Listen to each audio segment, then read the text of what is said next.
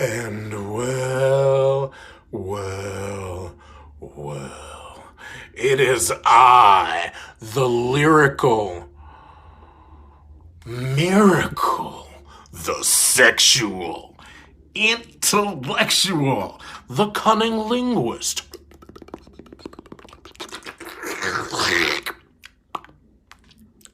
and the quintessential stud muffin, Joel. Meanwhile, your mom was like, don't stop, don't stop, don't stop, as I continued to please her. And then she made me get up off of her so I could send this shout out to my top dollar hoe bag, Cesar. Gertner and Cesar, you're not the only one. I don't want the rest of you to feel like you're underappreciated or forgotten. So this also goes out to my hoe in training, Bretsky Gunn. And your mom enjoys the semen of mine that tastes quintessentially like sangria. This shout out also goes to my mega pound ho mangria. And Cesar and Bretsky Gunn and Mangria, you could see them when you don't forget to watch APPW. Never miss an episode of the Tripod Sessions. Now hit that music, Mangria. Oh, and by the way, Cynic is still a bitch. From now on, you can count me Lazarus. From now on, you can count me Lazarus. From now on, you can count me Lazarus. From a dead man walk, Lazarus. From now on, you can count me Lazarus. From now on, you can count me Lazarus. Hello, everybody, and welcome to the After Party Hangover. These are the Tripod Sessions. I am your host, Mangria Fueled. The others will be joining shortly. I just saw right now that, unfortunately, Big Carpe himself, Julius Caesar, is having some massive transportation issues. I'll let him explain when he gets on here. But let me kick things off with some SmackDown thoughts. What comes to mind immediately was the return of Zelina Vega. That was pretty sweet. She took on Liv Morgan in an impromptu match. Liv Morgan, of course, wants to get into the Money in the Bank ladder match. She defeated Carmella last week. She goes up against Zelina this week. Beats Zelina, even though her left shoulder was way up. So unfortunate ref positioning right there. Wow, bring Zelina back and have her lose immediately. Why am I even surprised anymore? And then the main event between KO and Sammy, my God. Well, it wasn't the main event, but it should have been a main event. KO and Sammy just destroying each other. Those two could fight forever, and I don't think anybody would be upset. I think they are going to fight forever. It's a shame they were never tag team champions because they would work very well together and probably hold those titles for a very long time, heel or face. Yeah, that SmackDown, see what am I missing? Edge, of course, with his awesome promos. He always cuts the greatest promos. We're going to get Edge and Roman now. I guess we're going to get Edge and Roman at Money in the Bank as well. Seth Rollins very upset. But that's not why you tune in to the After Party Hangover Tripod Sessions. You tune in for some AEW, ATW, whatever we call it, whatever we want to call it. It's Wednesday night, and you know what that means. NXT was last night, and that shit was fire. But no, Jericho joins commentary. Of course, they serenade him to the desk. Everyone loves Jericho's commentary. We kick off the night with Penta El Cero Mero and Eddie Kingston versus the Young Cucks with porn stashes. And we get Brandon Cutler, of course, the camera guy with them. We get Penta and Eddie because Ray Phoenix is currently busy in APPW. Oh, snap. No, okay. Anyway, Penta's punishing the perineum. It was the wazap attack from Penta and Eddie while the ref was distracted. Matt Jackson not allowed to take off his jacket for a bit while he's getting his ass kicked, like the first part of the match of the night. Eddie Kingston is massively over with the fans. They love him. I hope that continues when they travel. Of course, Matt Jackson hamming it up for the camera. Cutler with the cold spray again. Forehead Jackson mocking Macho Man. The disrespect. Ooh, yeah. No. When Eddie is pissed, he no-sells kicks. I noticed that. This is exactly what you would expect from a Bucks match. The numbers game in their favor, of course, with the Good Brothers joining later. However, this time Cutler accidentally sprays Matt Jackson in the face and continues, even though he's shocked still on apron. It's a great comedic moment there. The Elite Hunter, Frankie Kazarian, takes care of Cutler.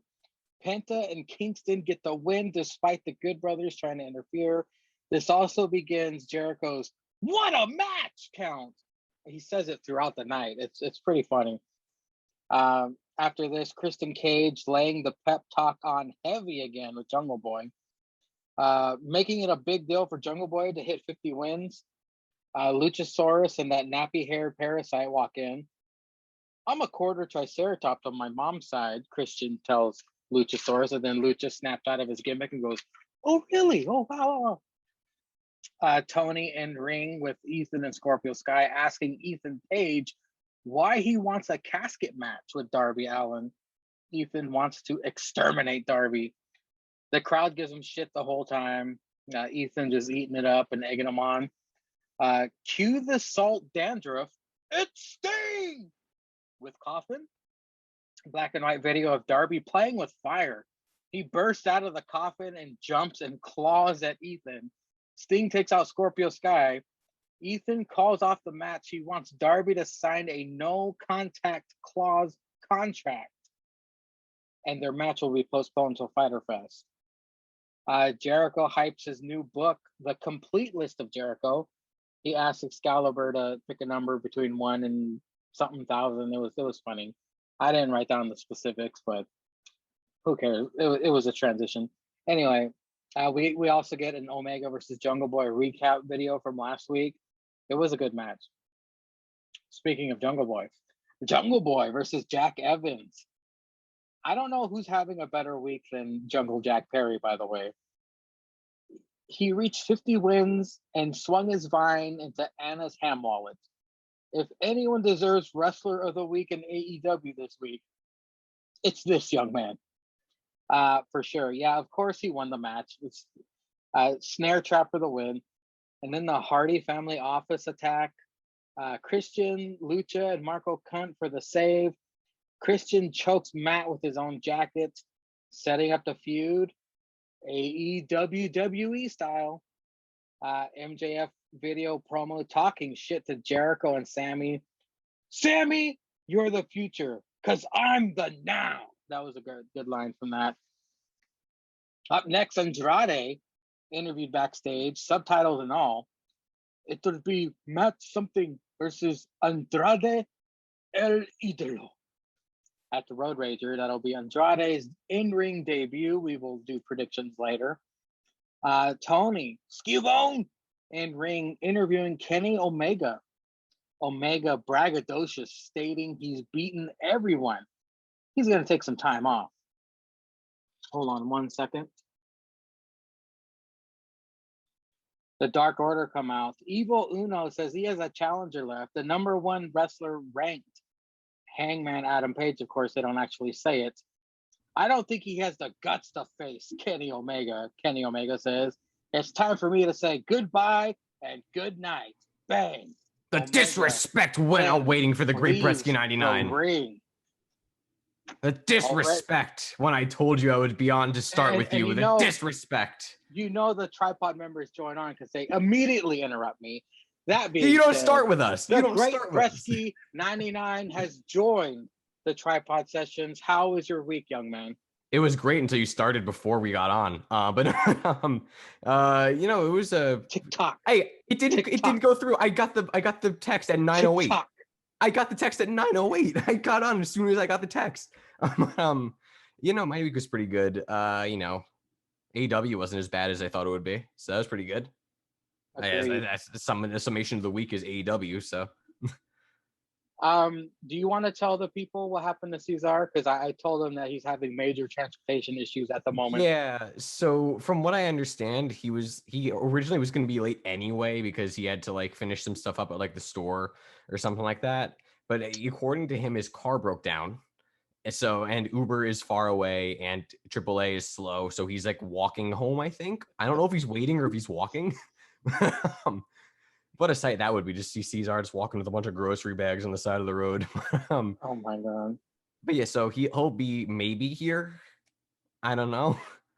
Well, so, as they say, the show must go on. But Bretsky, what did you think of Tony Schiavone interviewing Kenny Omega and the Dark Order come out to say he's got one more challenger? Stupid. Shout out to Sticks. No, this is stupid. It should not be Hangman. They shouldn't be pushing Hangman this early. Hangman has been reduced to a mid-card comedy act right now. And he has stuff with Team Taz that's still unfinished. So I think that they did a bad putting him with Dark Order in the way that Dark Order was very bad move. Because now Hangman is associated with the Dark Order. And as much as I love Dark Order, as we've mentioned many times, they are a comedy mid-card act. And so they need to build Hangman up way more from where he's at right now to challenge Kenny. And he's not even the guy to beat Kenny for it. Like they had that story set up, then they put him in Dark Order, and now it should be Kazarian. That's all. That's really it. But I do want to say, because Mangria so graciously, or my phone so graciously sent me the update that I got for the Zoom meeting 8 minutes after it was sent. I was really looking forward to talking about the Young Bucks match. So I will say this. I enjoyed the Young Bucks match. I think that if you take the extra shit they do, which is a lot, out of it, they actually had a pretty good match. I like the story they're building up of the fact that they're actually explaining it now of why they're teaming Eddie and Penta together, of the fact that Eddie's partner got taken out by the Bucks, Penta's partner got taken out by the Bucks. They have history. They're going to put it aside to go after the Bucks. That makes sense. And when you take the fucking porn stashes and the fucking doing the stupid, the Macho Man, and looking at the camera, saying, "Ow, my back really hurts after that backdrop." You take that stuff out of it. Yeah. It was minus those things. It was actually a pretty good match. I will say that. So it was the first Bucks match in a while that I've actually enjoyed to a mild extent. So it was off to a good start. It's going to be interesting to see because we got Road Rager, we got Fyter Fest, and the debut of Rampage, all that before All Out, which is a big deal to them. I can't believe All Out's already coming along, man. Like the time, my God. It's stupid on their part, honestly. Like I get that they have a while to go, but realistically, if you look at from here to All Out, there's like there's about 2 months to All Out, which means there's about 8 weeks. So that means about 8 shows. It's going to be interesting to see if they build up Hangman and to see where Frankie is when those 8 weeks are up. Like, who is going to be that next challenger? It's going to be very interesting to see. But we're going to see one of those matches first.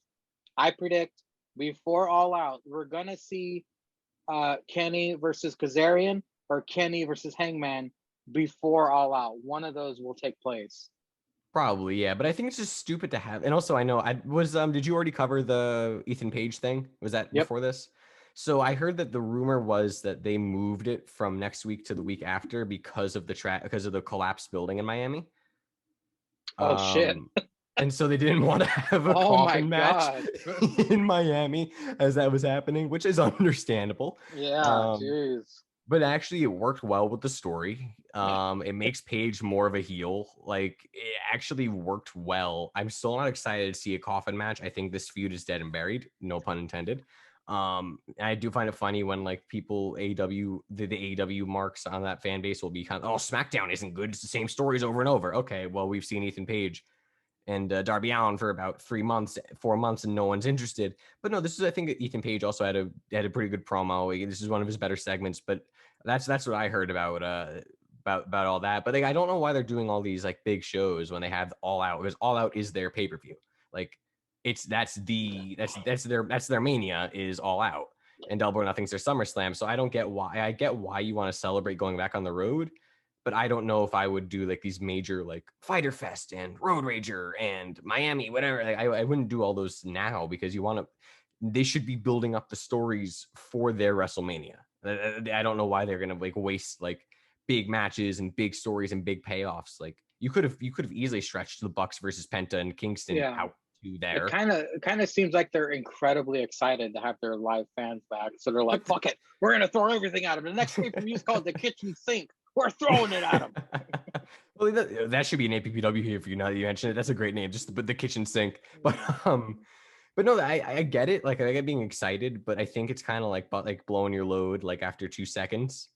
You know, like they've had live fans. They've had the fans there since like the 3rd week of the pandemic. They've had at least some semblance of crowds. Like, and also I find they're always like, "Oh, we're gonna miss you, Jacksonville. They're gonna be back in like 3 weeks." Yeah. To Jacksonville. They made it seem like that fucking arena is gonna get demolished. Dude, I thought so too. Like the way they were talking, it's like the last time we're ever going to see Daly's place. And JR's like, "Oh, we'll be back here on like August 3rd." I'm like, "Oh, yeah."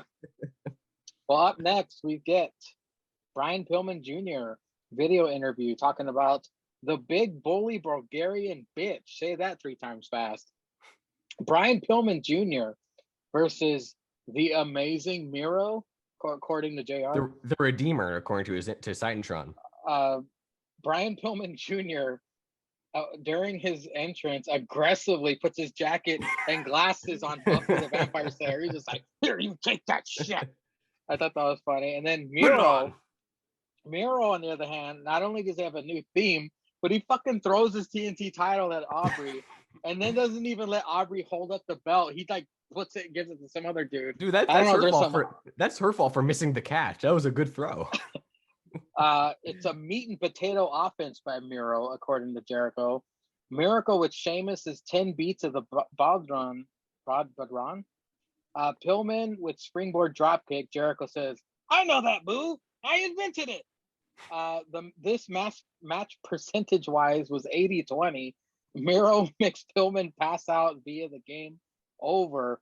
Miro then jerks his arm away from Aubrey, trying to raise his arm, and presents the title to God. Is there some Aubrey Miro heat here? Like he was treating her like trash the whole match. I don't know. I thought it was funny, but what did you think of this match?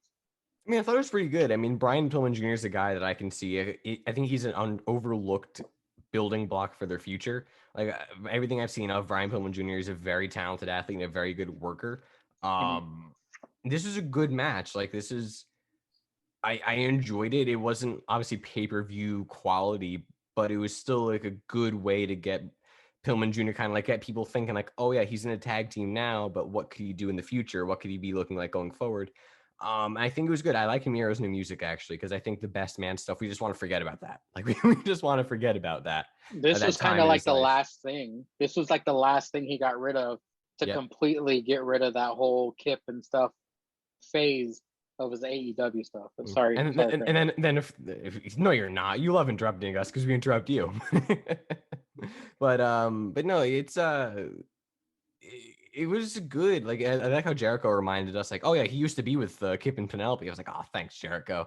I'm really glad you reminded me about all that. But no, this is a good way for Pillman to kind of get his feet wet in terms of like a singles match and a big singles match in front of AEW fans. I will say, I think the accolade, it's the accolade. The accolade, like when he pulls all the way back, it's getting overused. Because if you remember in WWE, he only used that guys like Cena, or like when he really couldn't, like everyone would pass out or tap out to the accolade. But then when it was a guy like a Cena, a big match, he would go all the way back. Like I get you're booking him as a killer, but it just diminishes the value of that. So like if he didn't do that every week to like schmuck number 3 that they pulled out of the audience to have him fight, then like he all of a sudden he pulls it out, like all of a sudden, like I don't know, him versus Brian Cage or something like that, and he pulls it out for Cage and he gets all the way back. It's like, oh shit, like that's a fucking mean finish. Like he really needed to pull out all the stops. I'm happy he did that for Pillman because I didn't think it was smart for Pillman to tap, because again, I do think he's a guy they could build a lot around. I'm happy he passed out instead, but I think they need to save that because it lessens the impact of it on the audience and the fan base when Miro's doing that to like 150-pound challenger, or like Dante Martin versus, Hangman Page, Brian Cage, Christian, any of these guys. I just think that they need to save like that was something WWE did very well with that finish, is that they wouldn't have him go overboard with it unless he really needed to really cinch in a win. When he does that lean all the way back thing, it looks way easier to get out of. Like their arms, they could reach. He's always next to the ropes. Their arms could reach the fucking rope and get out of it, or they could roll better. I figure he should just do the way it's supposed to be, because when he does that, it looks kind of neat, but their arms are free to do whatever the fuck they want. So also, like, I've been put in a camel clutch accolade or whatever by one of my friends way back when, and it hurt like a bitch after 2 seconds. Like that, like if again, like obviously like the don't try this at home stuff they get displayed, but like people that's how a lot of people like get like moves get over with people, and people start doing them to other people. And like if you do that to someone in real life, you're gonna kill them. Like yes, it'll be good, but like the regular camel clutch, like it's been a finishing move forever, and like it hasn't been really disrespected. It hasn't been like this transitional move. Like it's the camel clutch. It's very recognizable. I just think that you're overusing it when you do it like that. And me and my friends, we've done all the fucking moves as well. The camel clutch, when you get put in it, my arm automatically grabs the leg and I lift. That's how you get out of it. You lift the leg and the guy loses his balance and he can roll out of it. But I'm not Kurt Angle. I'm just saying what I did. Up next, just roll it. See Mangreel rolling over to like an ankle lock and does the Kurt Angle moonsault. The ankle lock hurts really bad too. I know how to get. I perfected the ankle lock. I love that move. Remind me never to piss you off if I ever see you in person. Then Hangman confronts the Dark Order for them telling Omega he's the next challenger. They say he has fear of failure, but it's his time. Non-comedy segment, Bretsky. Did you buy this, or were you like, meh? It was a non-comedy segment. It was also comedy because legitimately, it's like haha. It's like fear of failure. That's a weird one. Like, it's tough because I like it when like realistic shit happens, because then it gets more believable and you get more emotionally invested. Like everyone has a fear of failure. Like that's the thing, and that's something you can sympathize with. But the way they went about it was weird, because they haven't been pushing this whole Hangman wants to get back at Kenny thing for a while. And he's been fighting guys left and right, Team Taz and all that.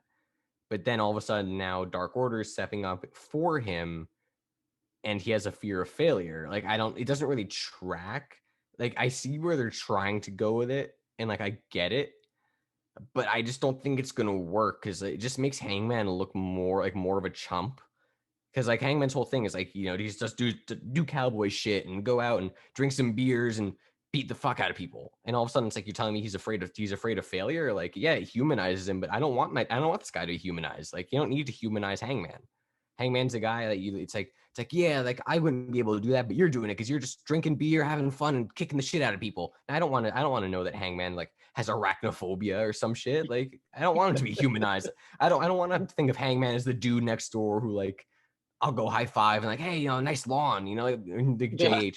Like, I want Hangman's just this dude who like fucking comes out on a horse about his lawn. He just comes out on a horse, drinks beer, and like kicks the shit out of people. That's what I want to see on TV. Like, I like the aspect of realism, but not on that guy. Like, do it in a better way, or just don't do it at all with Hangman. Yeah. Agreed, but like we said earlier, they have 8 weeks to turn Hangman from a humanized fear of failure into a JBL Austin hybrid, and hopefully they do that sooner. Oh, dude, JBL was so. Later. I was watching some old JBL footage back, actually very recently, of just like the shit he was doing with Eddie, and like this when he went down to the border, and all that stuff, and like, damn, like that's heat. Like, you say what you will about JBL, but man, he was really good as WWE champion. Like, I think looking back at it, then you see guys like Kenny Omega coming out and saying 69 me Don Callis and all this shit, and like playing a heel. Like, that's heat. Like, props to JBL. Do you remember when he was Justin Hawk Bradshaw? I know you probably don't, I but don't remember, but I've seen footage of that. Like yeah, that's the most AEW looking JBL you'll ever see. He has a fucking cowbell and the cowboy hat with red trunks. Oh well, hey, don't mention cowbells. We got another Nick Camarado versus Dustin Rhodes match in the main event. Up next, Taz Hook and P2H backstage. Taz says on July 14th, Cage and Ricky Starks will settle their differences, and it just so happens to be for the Who Gives a Fuck title of the world. Bretsky, what do you think about this bullshit? Well, no, it's not the Who Gives a Fuck title. It's the FTW. No, I was so happy when they stopped defending it, and now they're defending it. Ugh, why? Like, why?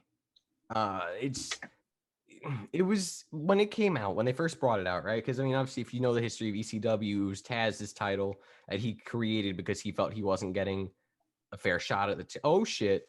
He walked home and he walked right into the tripod. But you know, I caught a ride. I was like quarter of the way home, and I caught a ride. I was about to say, I'm like, damn, you walk really fucking fast. Then you were fucking excited. Entering the after party hangover tripod, the third and BBCist leg.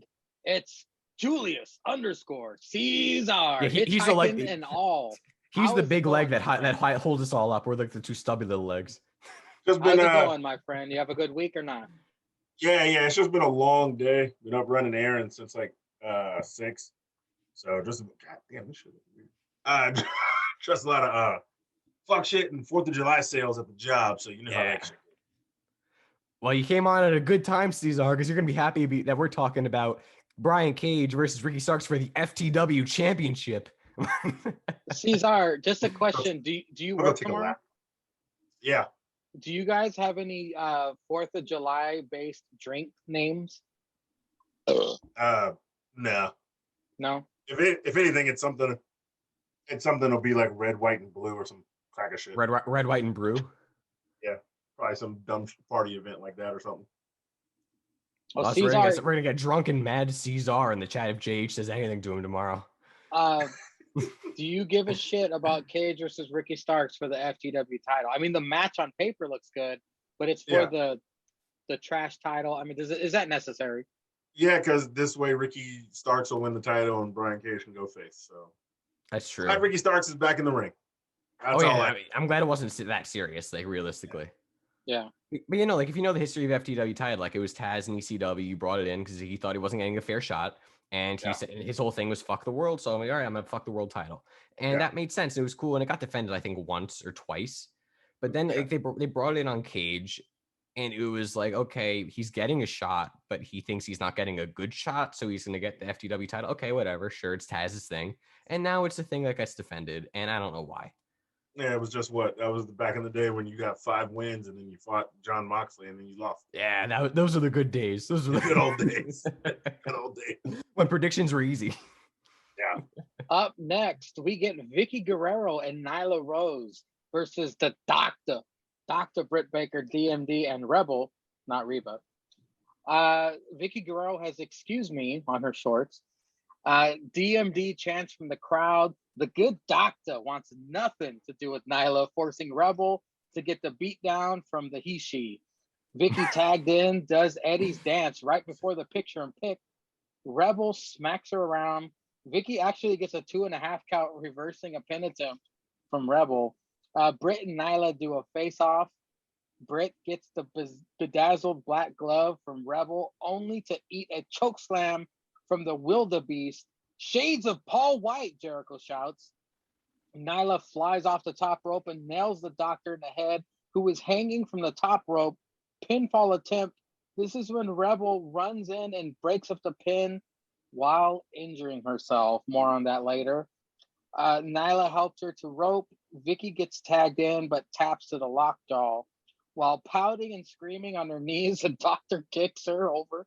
That was fucking hilarious. Nyla attacks. You can see Rebel being tended to by the doctors at a corner. Nyla then power bombs. What? I said, you said tended to by the doctors. I wanted to clarify it's not Britt Baker who was tending to her.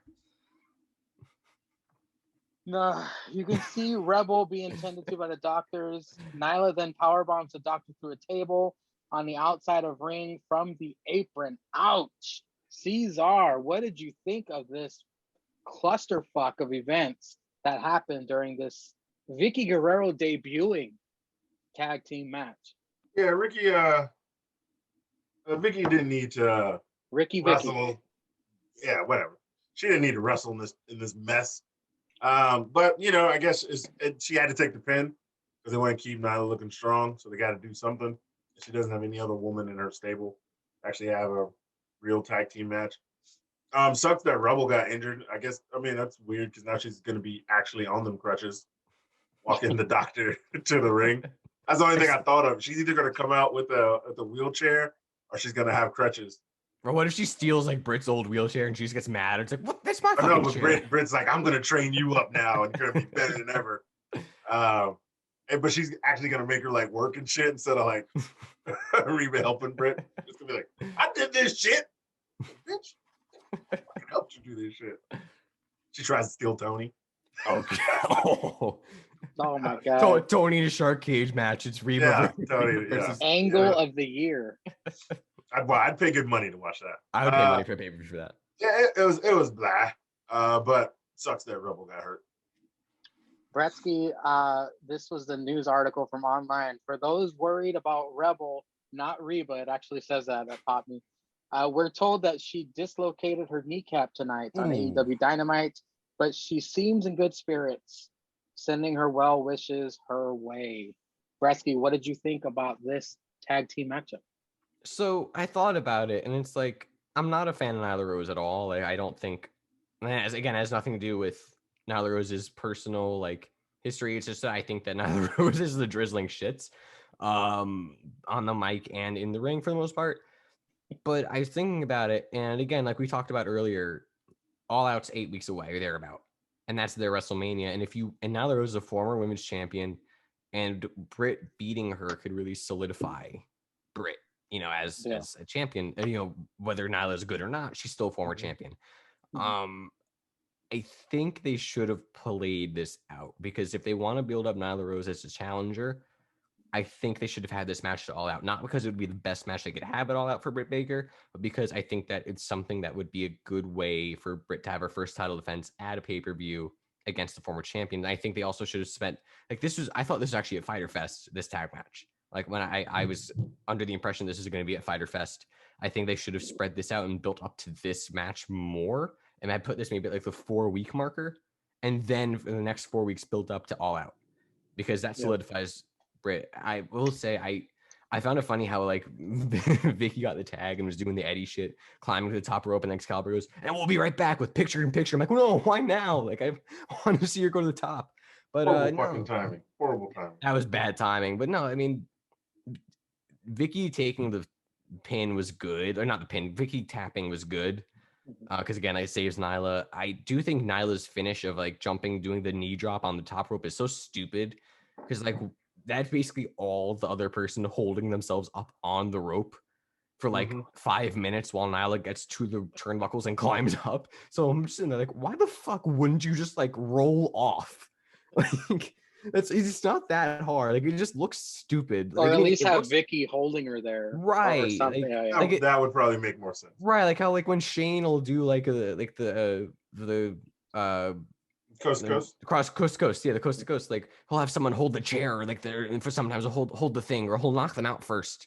But no, like she just did like a suplex onto the rope and draped her, and then waited. Like I think that that just needs to go.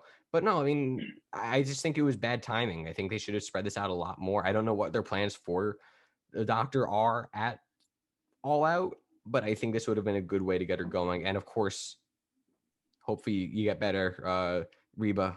Rebel, not Reba. I hate to give the disrespect to the assistant to the Doctor. All I will say is Sami Zayn was right. When karma comes around, I guess that's what you get for walking around on crutches when you didn't really have an injury. Just hitting bitches with them. Also, I will say real quick, I found it weird because Nyla started this as the face when she interrupted the ceremony for Britt, but Britt's getting a lot of cheers, and so now they're making Britt the face and Nyla the heel, but then Britt still does heel things, and then Nyla powerbombs her through. I don't get it. I think they just need to pick a lane to stay in it. Well, Nyla's the biggest bitch on the roster, so she's got to have that big show mentality where she just flips it back and forth. Oh, of course, yeah. Learning from the best in Paul White. Up next, we get a quick promo from Hagar, Santana, and Ortiz on the stairs. Hagar's pissed that they attacked my number one Jew.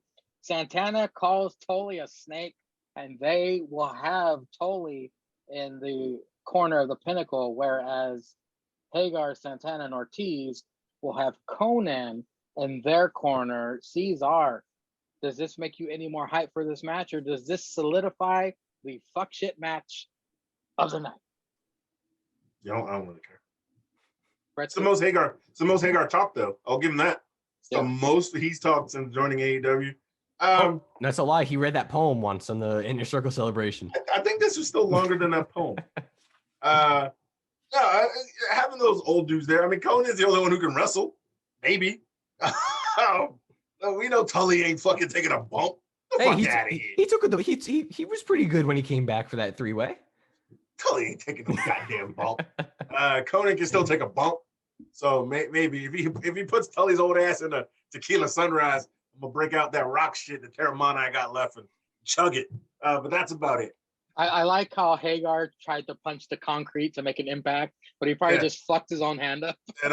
Who knows? Yeah, it's like it wasn't even like a slap or anything. It just It didn't have any sound. Gretzky, thoughts on this? As long as Conan doesn't like randomly interrupt the match and say, the black incarceration rate in New York is. Sure, would be great. No, he's got to do that for no reason. Just with no prompt. Just like Santana he's off the handle. He's off the handle. Like Santana goes up for like a top rope or something. I was like, yo, wait. Did you guys know, Gordon? And then Jake the Snake comes out. We got to reelect Trump. I didn't know. Just Conan just walks out as like a human fucking like statistic machine, but like he just comes out like fake statistics. Did you know that 79% of statistics are fake? Like fucking some shit like that.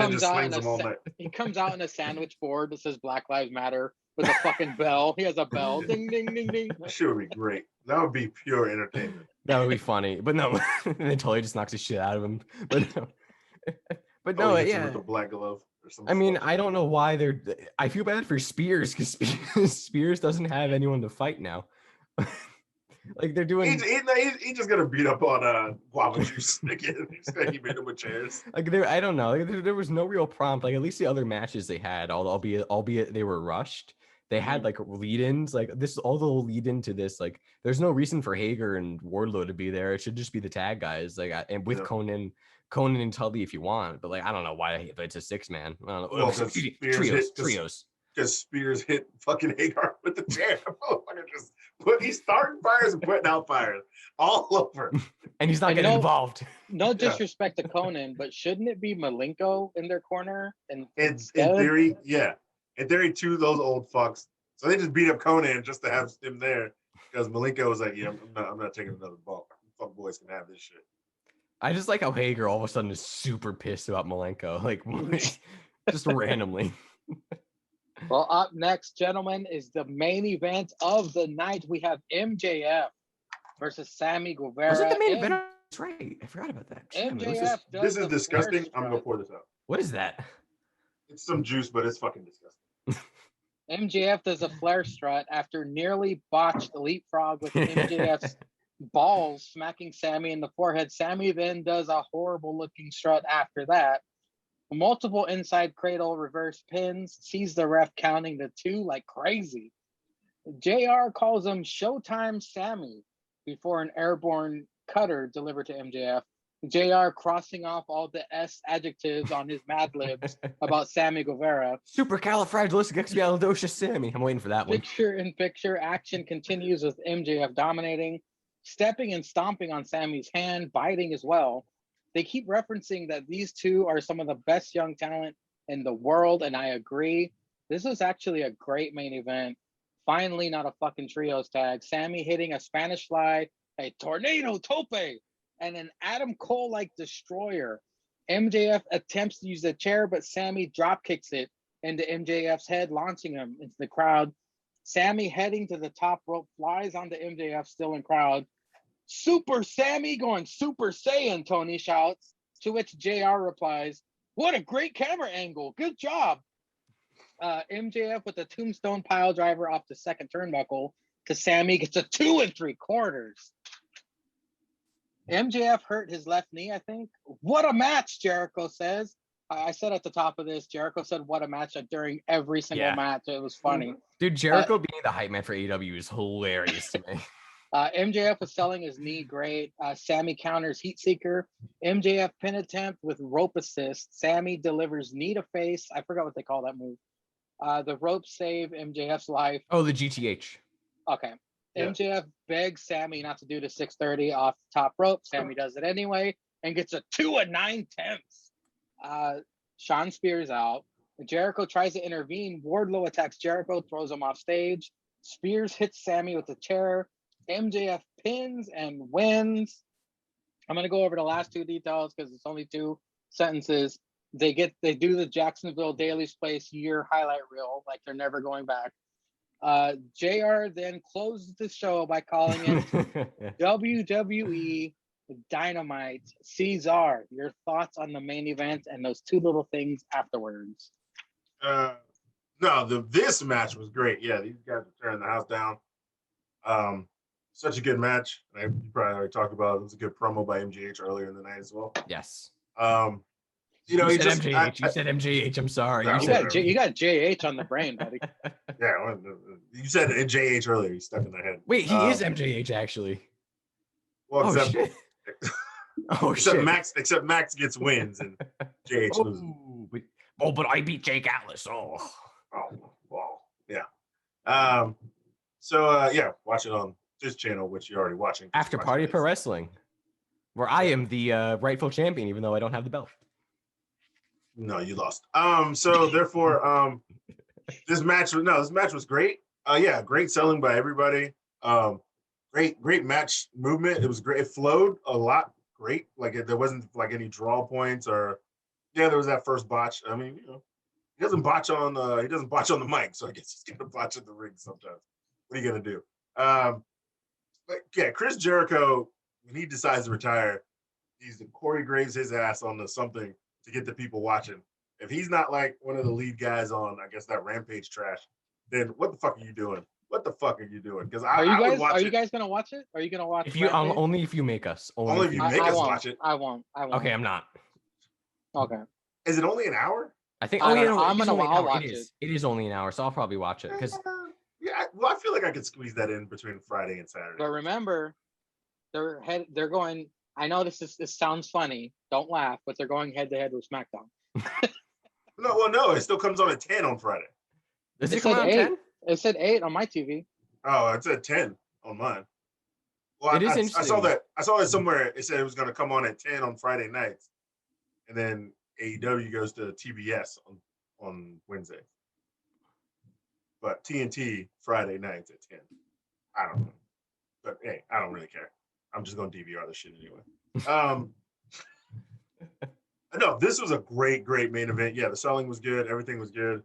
And of course, the chairman comes out and he gets all hard. Jake and the Snake Eyes, like when Jake the Snake said he likes to watch Murder Hog beat people. Rock hard Jake Hager. As soon as he hit fucking Sammy with the chair, him just staring off into the distance, looking like he's about to jerk his meat because he just likes hitting people with chairs. Sure, I like it. Character development. Sure, gets off on hitting people with chairs. Nothing wrong with that. Yeah, great match. Giving Jericho time to heal his elbow so the real, I guess, leaders of these factions can finally get their feud. I mean, if they go at Fyter Fest or not, we'll see. I think they maybe are. I'm not sure. But yeah, it was a great match. And then yeah, JR shit had me weak. And yeah, I don't care about no video package because I saw Cody Rhodes and he didn't need to be in this show. So I skipped it. Bretsky, thoughts on the main event, etc. See, I loved this main event until the finish. With the exception of Spears. With the exception of Spears hitting with a chair. Because I'm surprised Cesar did not say this. Respect the 630. Also, respect a tombstone fucking pile driver off the top rope. Second rope. There's a second rope. Yeah. Okay. But yeah, but still. I mean, Sammy kicking out of that barely, I think, was good. But then the again, MJF being able to sit up and go audibly, no, please don't hit me, and then he does his 30, doesn't roll out And of then the he way. does it, hits a move, yeah. Yeah, like I feel like, yeah, and then he kicks out of the move. Like I don't know, like again, respect the 630. I feel like that should be one of the protected finishers, especially for Sammy. Like if you hit him with like an elbow drop, yeah. But like if you hit him with like an elbow drop or something like that, it would be better. But no, I think this is, and then also like throwing Jericho off of like a 5-foot drop, and they're like, "Oh my God, he's dead!" And it's like, I don't know about that. Like he looked like he landed pretty well. Some with So wait, Jericho and is landings. Sammy's finisher the GTH? His finishers are the 630 and the GTH. Kicked out of both finishers. Yeah. Yep. Well, no, he didn't kick out of the GTH. He did not kick out of the GTH. Oh yeah, but Sammy put him on the rope. Yeah. But still, he kicked out of the 630. Yes, that's what I was saying. Because that's what he beat Spears with it at pay-per-view at Double or Nothing. Yeah, that's pretty dumb. But no, I think this was a really good match. I think that they did a very good job of hyping up both of them as the future building blocks. And it's so crazy to me that Sammy was not supposed to be in AEW.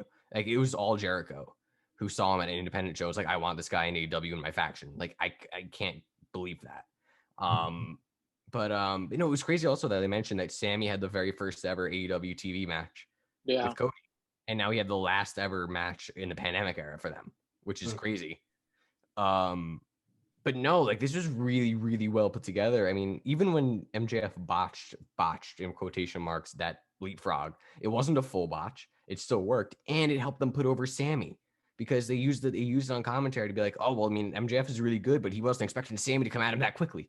Like it put them over, and I was expecting it to be super like high flying, like typical like 15. Yeah, but that's not MJF style though. Exactly, but I was thinking like more maybe ground. like MJF like goes out to the like outside and Sammy dives up. But no, they did very technical stuff and like grappling, and then it only got high flying at the end. But the end was a great high flying move out to the and it made sense. Like it fit in with the match, and it didn't take away from anything they had done, and it was really well put together. The one thing also is again with the weird rules of DQs. I would imagine that a drop kick into a chair into someone's face would be a DQ. Yeah. They have those weird rules where it's up to the ref's discretion about shit. Right. They mentioned that's why they never do countouts. Motherfuckers are in like the 18th row and they're not counting them out. By the way, that was the same ref who did a 3 count at the tag match at the beginning of the night. I forgot about that. The crowd was like, that was 3. And Matt Jackson was like, "Oh, thank God." I forgot all about that. That was so stupid. So this is actually a running gag on BTE. Yeah. So that ref is apparently in the pocket of the Bucks. Like apparently something else happened in the match, and like Matt Jackson like walked down the hallway and sees him, and you can kind of see like they're faking slipping him some money. Like, hey, man, but put that on TV. Put that on TV. Yeah. So. I literally just started watching BTE again this Monday. And I was talking to my boy at work, and he said, yeah, no, because he watches it faithfully. He's a huge AEW mark. But he's not like he's not a Twitter mark. Oh, okay. He just likes it because it's new. Because he still thinks SmackDown's the best show. Oh, goddamn, Tribal Chief is the best thing walking. So the man does have taste. Okay. You saved him there. You saved your reputation. Yeah. But does he acknowledge Roman? He acknowledges his trouble. Okay. He acknowledges his trouble. Because he was asking me, he said, it was a Tribal Chief Friday. I said, he better be bringing back Jake. That's all I know. Better go get the right-hand man. But yeah, so that's why they did that spot. So that is like a work spot. That probably because that guy has always reffed the Bucks matches. I think since they turned heel. Well, Jericho mentioned on commentary. Yeah, he referenced it when he did the low blow. He goes, "That refs is in the Bucks pocket. I know it." Yeah, but that's stuff I wish that they would like. Even if they don't put it directly on TV, like put it on like in the background of like an interview segment. You see Knox and Matt Jackson in the background exchanging money, or something like that. Like because again, not everyone's watching. But they do all this shit on Dark. That they say Dark results, Dark Elevation results. Well, that's why Jungle Boy has 50 wins. He has like 90, like 45 of his 50 wins are on Dark. Versus like Schmuck number 5, they pulled out of the 5th row. Probably pinned all the wingmen 18 times. It's just like Ali on Main Event. Yeah. Dude, Ali and Ricochet tearing it up on Main Event. Tearing it up. Yeah. But so yeah, that's like a running gag on BTE. which Jericho. See, Jericho brought it to light, but if you don't watch BTE or you don't know about BTE, you wouldn't even. If I'm just tuning in, I need to start watching it again. If I just tune in, I'm thinking that ref fucked up. They don't even mention BTE on the show. Oh, Anna kind of came back on BTE. I saw that. I did see that. Whoa, Anna. Whoa, Jungle Boy grabbing a full fucking pocket full of that. Bretsky, go ahead and finish your main event review. But so I think this is honestly the best match of the year for AEW. Like, yeah, these two guys went, no pun intended, they went all out. Like, this is great. I do think that the ending was weird. I liked that it kept the feud going and like MJF winning, but barely. MJF, like you said, sold the knee very, very well. I think the right guy won. I think it was a good ending. The WWE thing was hilarious to me, and it's sad because like again, like I watch a lot of old shit, like just like kind of like doing like research if I want to find out if I see someone tweet about it or like I find it on the network, and like hearing JR like commentate back then, like yes, he's the greatest commentator of all time, but he's not the same. Like obviously everyone says like now like, oh, no one has any emotion, but JR always used to bring emotion, like oh my god, it's Val Venus play, even when it was something like stupid like that, like he would bring emotion. But now it's like, oh, and Sammy gets pinned, but it's in the JR accent, so it's okay. That's right. You know what I used to love JR when he says Mrs. Foley's baby boy. Yes, boy. I used to love that shit. He done it. My God, he done it. Yep. But no, yeah, JR, mad respect to JR. I mean, how could you not? But I think that it's gonna be time soon where JR would need to step into a backstage role because I thought Bretsky was gonna say, I think it's time for AEW to old yeller JR. Jesus. I mean, no. You know why? Because JR has more fucking common sense in his shoot me, nigga. Jesus Christ. I don't know. My brain just wrote ahead. But no, JR could, again, that's why Brandon Cutler's never gonna get anywhere, even though he knows the Bucks, because he doesn't listen to JR. JR could teach all those guys everything. But no, I mad respect to JR, but that cracked me up. No place like WWE Dynamite. But I can't believe it's been 15, 16 months they've been in Jacksonville straight up. Like I forgot, and it's funny, they brought back to light some things that I really wished I'd forgotten, such as Matt Hardy teleporting, and Sammy versus Matt Hardy. Yeah, they put both of those spots up there. And I'm like, why would you put that in the best of? Like, and then they really hammed it up. And again, we talked about this like the last couple of weeks, and I feel bad saying it, but they really hammed up the Brody Lee. And like I get that he was a big part and like everything, but like there's gonna be a time where you gotta like, out of respect for him, stop. I mean, I didn't see that footage, so I enjoyed it. I was like, big up Brody. I didn't watch back, so I was like, this is new to me. Dude, that was the best show of the year. That was the best show they ever put on. You gotta watch that show back if you can. Yeah, that Brody Lee show was good. Damn. All the matches were good too. Yeah, all the matches were good. But no, it's crazy to me that it's been this long. I will say, I don't know if you saw the number, Mangria. It was 883,000. Yeah. But I didn't retweet that one. I know it rose significantly. But the thing about that is terrific. I do want to bring this to light because, again, Rampage will be on TNT, and then Dynamite's moving to TBS. That's where they were about 883,000. That's kind of where they were before they moved to Fridays and Saturdays. So what that tells me from just a very basic understanding and very basic standpoint is that there are people who like they're hardcore diehard fans who will follow them wherever they go, no matter what they do, who've been following the Bucks since they were in TNA. Yeah, that's only 300,000. Exactly, that's the 300,000 that watched on Fridays and Saturdays. And then they have the other people who probably were just like, or fans of AEW, but would not follow them through thick and thin, that are kind of just like, oh, I'm a wrestling fan, I'll kind of watch this stuff. And it's like I'm used to it being on Wednesdays, I'm gonna watch it on Wednesday, I know what time it is, I know what channel it is. That kind of stayed with it. But I'm not seeing new viewers coming out of that. Like they always end up, whether they go up or down, they always go back to that 700,000 to 800,000 figure. And now that they're moving it, and someone, I don't know the logistics of it, but someone mentioned on Twitter that they're moving Dynamite to TBS, but they're keeping Rampage on. They're putting Rampage on TNT. That could very well be a thing where like they're like, listen, we don't really want to keep you guys around, but we have this deal where you have to have a show on TNT. So here's Rampage. Here's this thing, and we're gonna move. That this might have been an original deal, which is why they named it the TNT Championship. Exactly. Yeah. They probably, because TNT does own what TBS as well. Yes. Yeah. And like they were like, look, man, we can give you a shot, and if you hit like so many million or whatever, which they were doing, you could be like, all right, fine, yeah, TNT Championship. So we'll always have one show on TNT. And yeah. Exactly. So, and he knew they were going. They knew they were going to do Rampage within like 2 years. So yeah. So I don't know. It's tricky because it doesn't show growth, and that's the biggest thing we always talk about is that the product that they put out is not very privy to new and casual fans or to fans who have not been following along since the Bucks were like 12 years old.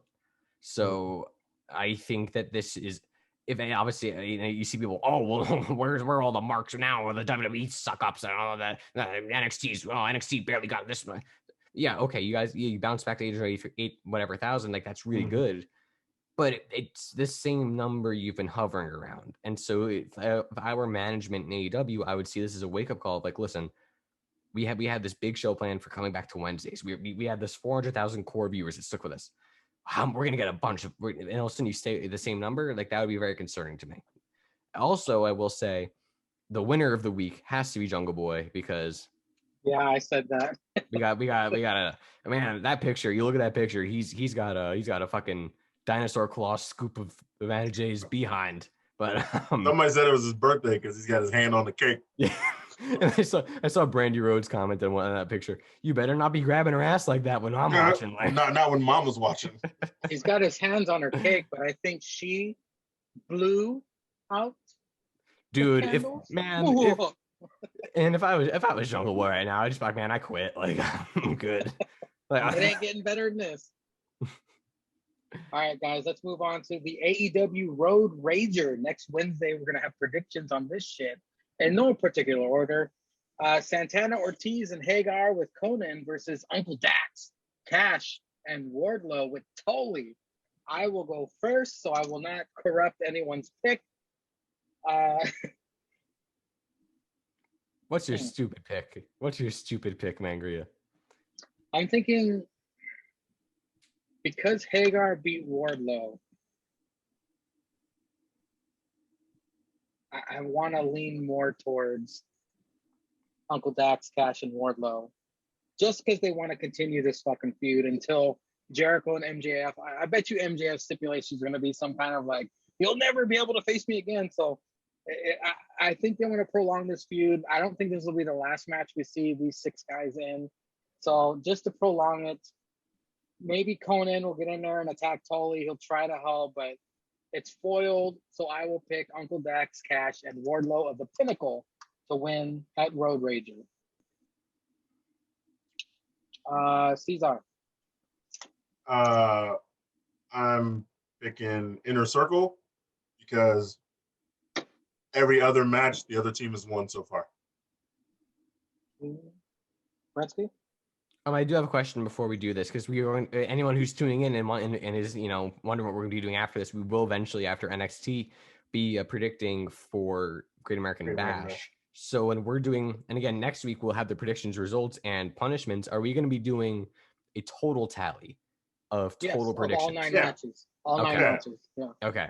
So now I feel better about being able to pick like basically a brother quarter flip. So yeah, I'm gonna go. That's why I said let's do AEW, so it wouldn't just be 5. Yeah. It would be like 9 or 10. Yeah, so I'm gonna go with Inner Circle as well. I feel like there's gonna be something where like Sean Spears comes out and then Conan stops him and like starts talking about statistics about New York City, and then black people. Yeah, and Spears is like, "What are you talking about? I'm Canadian. I have no fucking clue what you're talking about. Why do I care?" And then something happens and there's a roll up and like Dax gets mad at like someone and there's like a roll up and 1, 2, 3. So Inner Circle's taking it. Now that I think of it, they are gonna be in a different town. Maybe they want to start off the night with something positive. But oh well. If that starts. Mixed tag match. I'm excited for this. Popular for some reason. I'm excited. Orange for this match. Cassidy and Chris Statlander versus Blade and the Bunny. Fuck. Wait, what? Oh yeah. Because Blade attacked Orange Cassidy with brass knuckles last time. Yeah. So now there's a mixed tag match. The first ever mixed tag match in AEW. Blade I'm surprised it wasn't Brandy and Cody. Are not famous. No, it was red. It was winning. red chocolate bitch and Cody and Jade and Shaq. Oh wait a minute, yeah. What the fuck are they talking about? Orange Cassidy.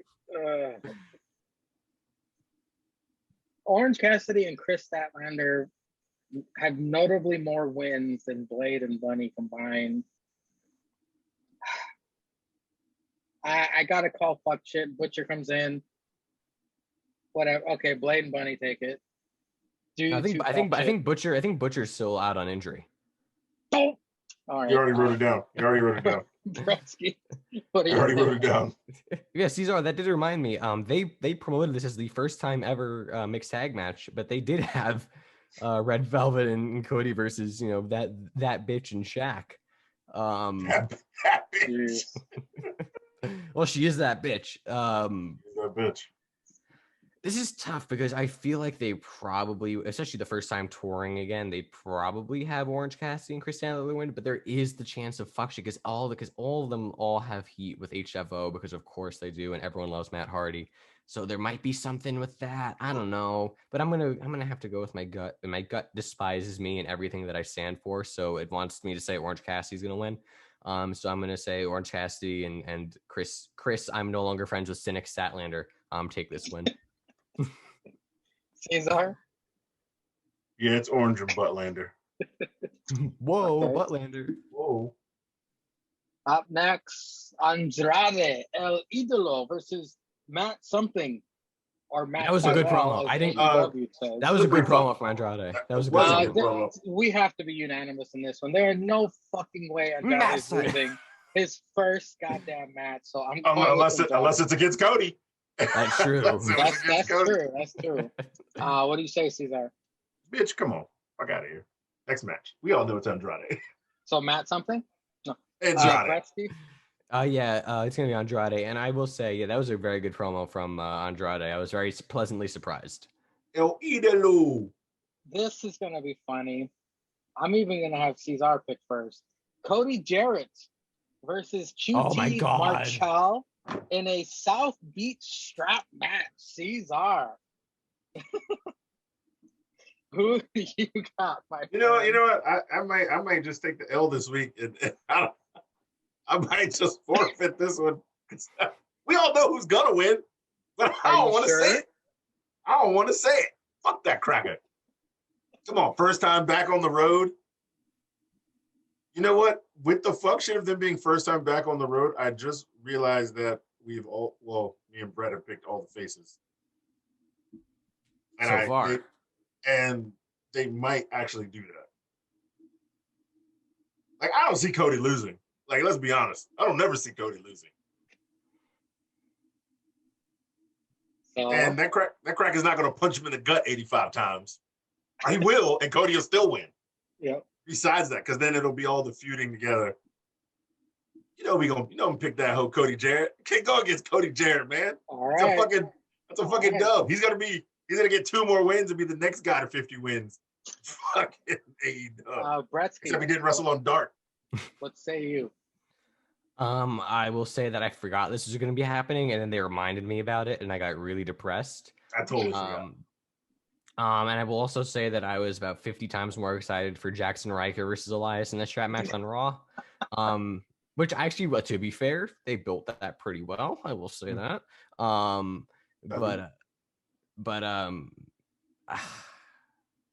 I always do this where Cesar's absolutely right, but I'm like thinking of like how the good way to book it would be. A good way to book it is have that cracker punch him in the gut 3 times, but it's a strap match. Yeah, It doesn't really matter because Yeah, it can end up to fuck shit, and they can hit them all with chairs, and Dustin can just put Cody on top of QT. and have his cowbell. And the sad part is QT has taken 2 L's. So the real me wants to say QT is going to get his revenge and talk some shit. And Cody's only taken 1 L, and it's in a tag match, but 1-on-1.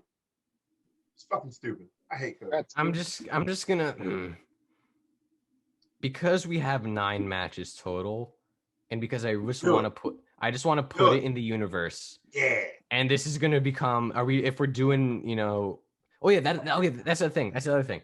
When we're doing the extra predictions, like the extra like outside stuff, are we doing one per show? The caveats. Are we doing one per show or one total? Yeah, one per show. One per show. Okay. Yeah. Okay. So then this will be going along with my caveat. I think that QT Marshall's going to win because Go just knocks the fuck out of Cody, and I know it's not going to happen, but I just want it to happen so badly. I'm gonna pencil it in. You sure?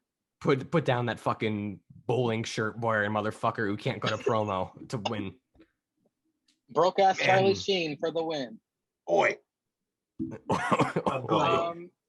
Because of exactly what Cesar said earlier is what I was thinking. He's eaten so many losses.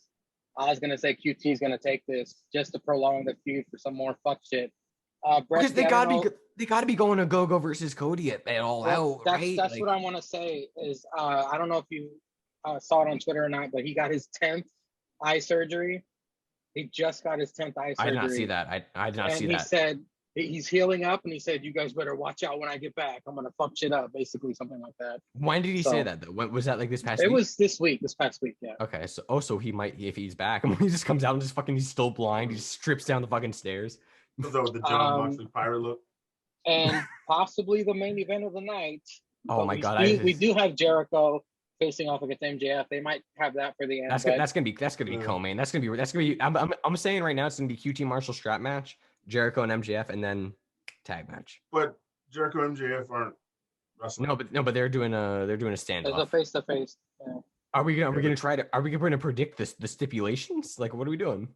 I don't know. No, that's not even on my list. It's the street fight for the AEW Tag Team Championships.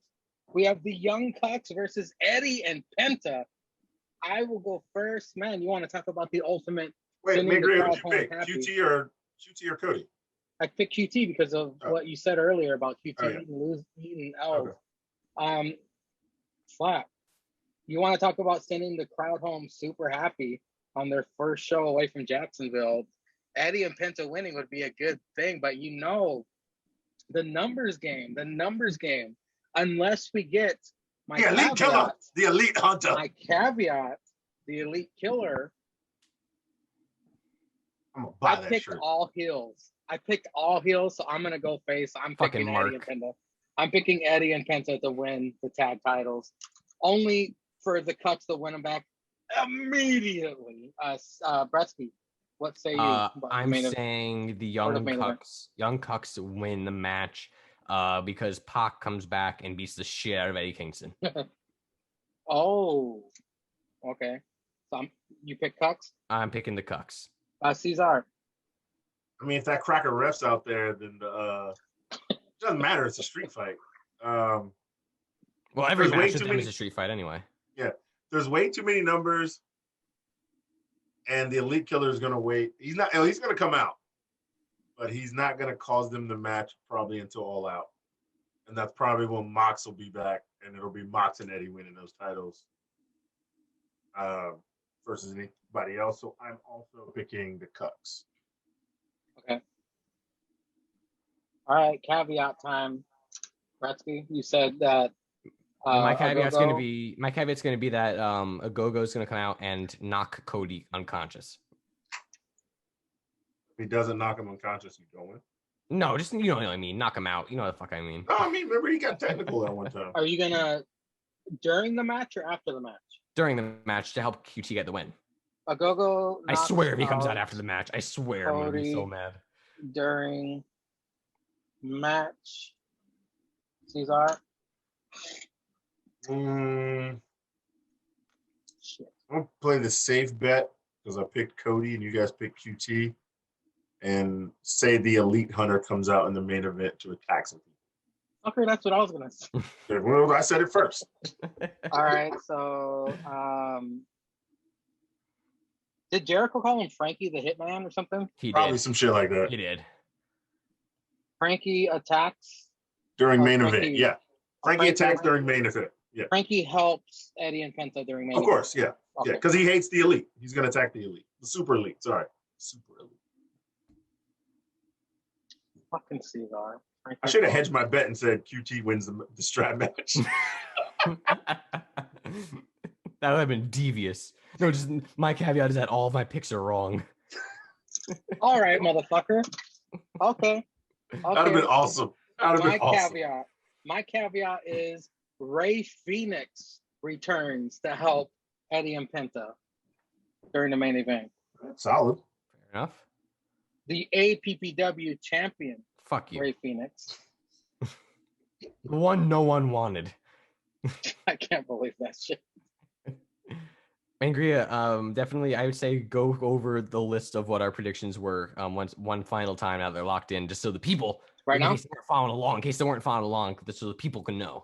So, to kick off the predictions for AEW's Road Rager July 7th, 2021, it's Santana, Ortiz, and Hagar with Conan versus Uncle Dax, Cash, and Wardlow with Tully.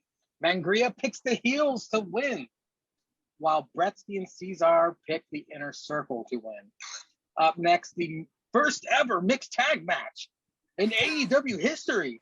We have Orange Cassidy and the Alien, Chris Statlander, versus the Blade and the Bunny. Mangria chooses the heels yet again, while Bretsky and Cesar pick the Alien and the Orange. My headset's about to die. That 3 count's going to be longer than fucking Blade lasted the Bunny in the bedroom. Up next, Andrade El Idolo makes his debut versus Matt Sydal. We were all unanimous. Andrade is winning the fuck out of this match. Up next, the South Beach strap match, pitching Cody Jarrett versus QT Marshall.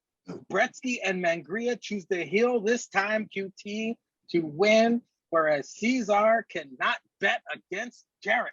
No, Mangria and Bretsky pick the heel, and Cesar picks the true heel. Cesar always bets on white. And the main event street fight for the AEW Tag Team title match. Young Bucks versus Eddie and Penta. Mangria once again. Brett and Cesar pick the Young Bucks, where Mangria picks the faces. He breaks his heel voting trend. Okay, JR. Caveats. Welcome to WWE's Road Rager.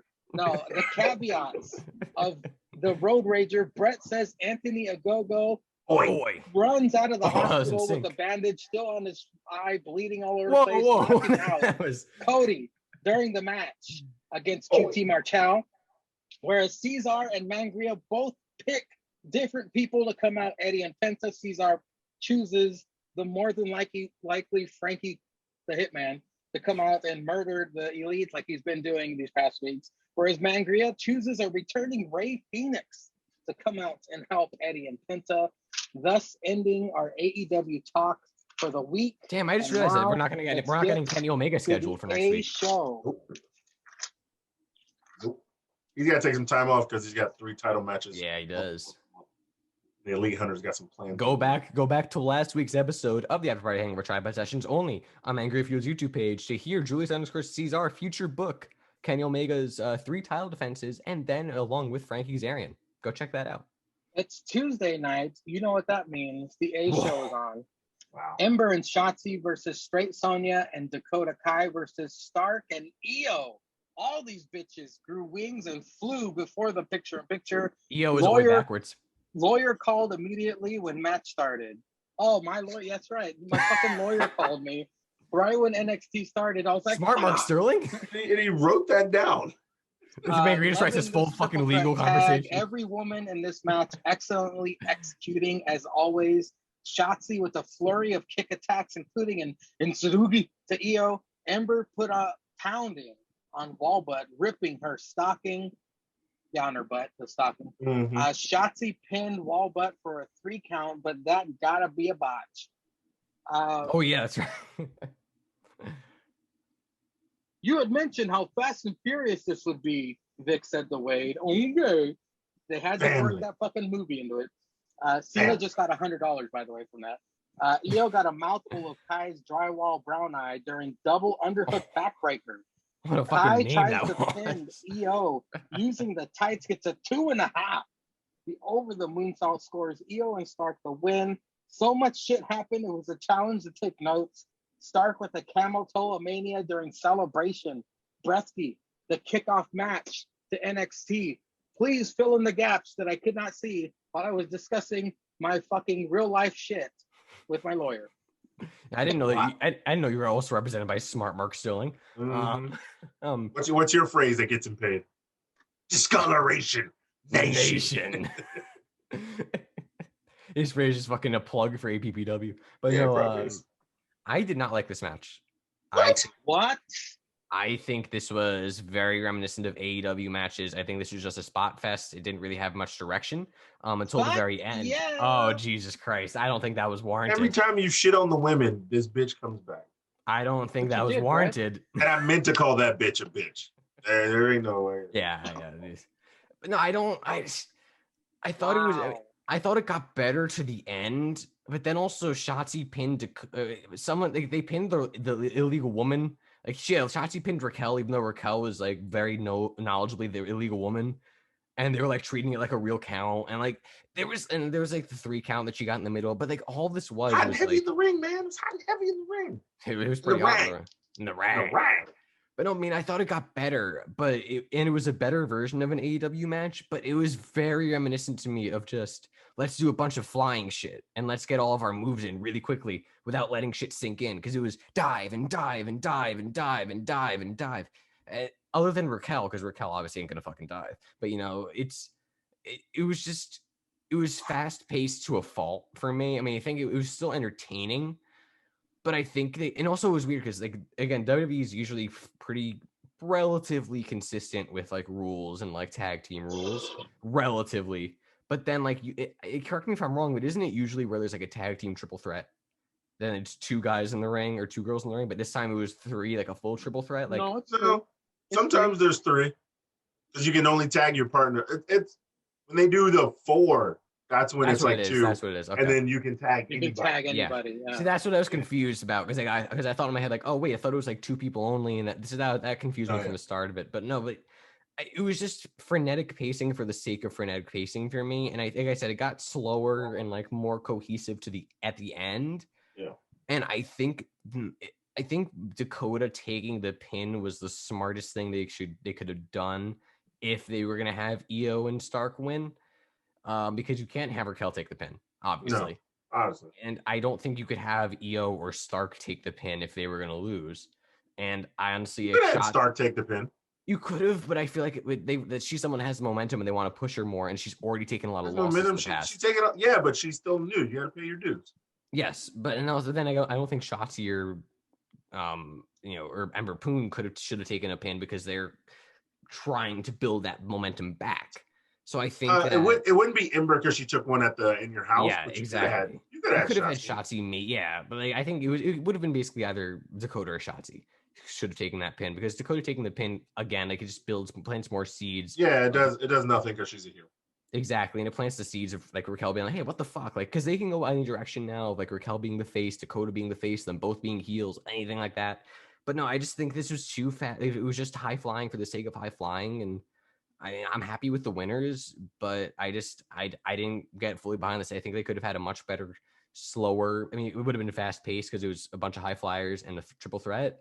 But I think they could have and should have slowed it down at points to let shit sink in and be like, oh shit, that was a big move, or oh shit, this could be a 3 count, that kind of thing. It just it was too fast paced. Bresky not liking it because it was too fast, too furious. Get the fuck, kill yourself. Vic, kill yourself. Seriously. No, but see, the people who watch this, we don't always gush the people over who watch NXT. This. We don't always crumb over NXT 100% of the time. So I'm kind of glad Bresky said something like that. That's actually I was actually really happy when I was watching it and I saw I did not like it. I'm like, oh, this would be great. Now I'm not an NXT mark anymore. This is great. Cesar, what did you think of the opening match of NXT? Well, I mean, the thing is, coming into matches like these, I expect them to be spot fest because at the most you're going to get 10 to 15 minutes of time. There's 6 people, and yes, everybody's got to get their shit off to look good at least. I don't like the winners though. So that is like one of my complaints. I don't like the winners. Every time, I don't like a champion losing, and I get it. You hold the company down. You do your due diligence. You're at every show. You're killing it. When you leave, you need to build yourself back up. And I get it. You can build yourself back up. But I mean, Zoe Starks doesn't need to be in a title match like in her first 3 months. even if it is the tag titles, they're still fairly new, so they should be respected, to be built. And then like leading with this, it's Io, who just lost the championship. So in theory, she should still be on top. Like, she shouldn't get another belt this soon. So you shouldn't put her in that situation. Like I said, I always like it. Champions go on runs, and we know this. And I do always like it when champions can take an L in between their reign when the title's not on the line. Like, we've seen some of this stuff happen. And I'm like, that's fine. It shows the champ can still be beat, because you still have to show that. You shouldn't just show that, yeah, I'm the champ and I'm dominant. Anything can happen in the ring. What if you want to make it believable and that a challenger could take the belt from the champ? Anything should be able to happen in the ring. I do think the wrong people won.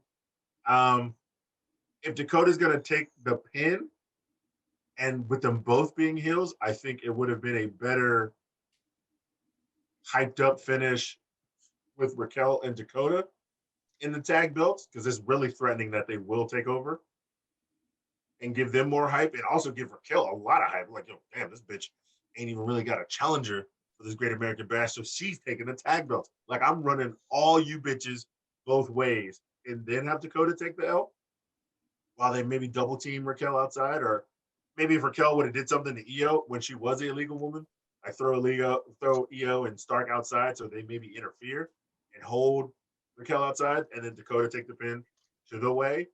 And you can always hype it up or build something better to build a feud there.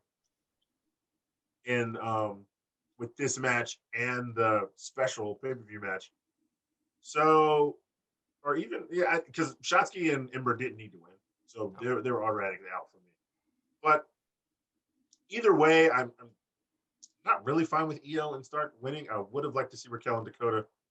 It just would have been way more hype to me.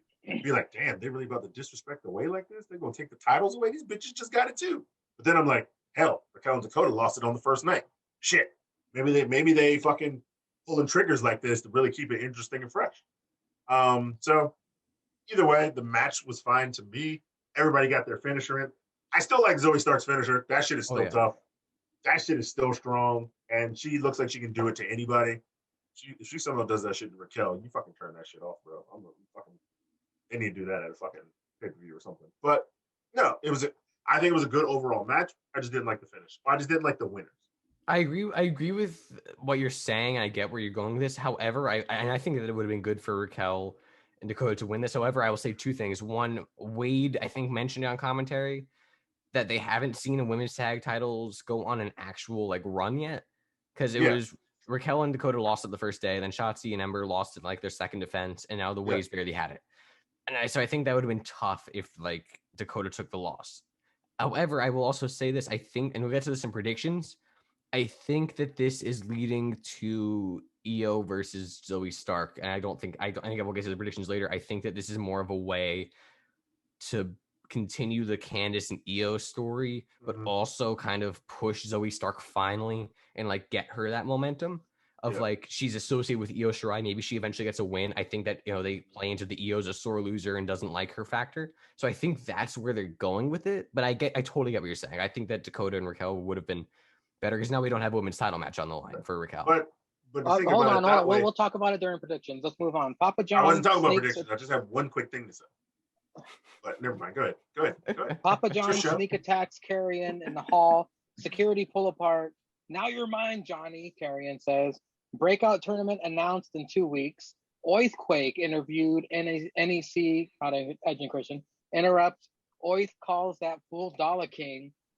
Bronson versus Swerve North American Championship match made. Karrion and Scarlett to the ring. He's got a face like thunder. Oi, it says. Johnny, I dare you to walk down to this ring. Don't make me wait, little man, Cross says. You know who the hell I am, Papa John says. Buddy, that's my world you're standing in. Theory attacks Cross from behind. Cross murders Johnny, slamming him up against the plexiglass. Tries to murder him with the stairs till Joe and security separate. You're doing a hell of a job, Joe, Cross says. Bretsky, what did you think of that, starting with Papa John's sneak attack first?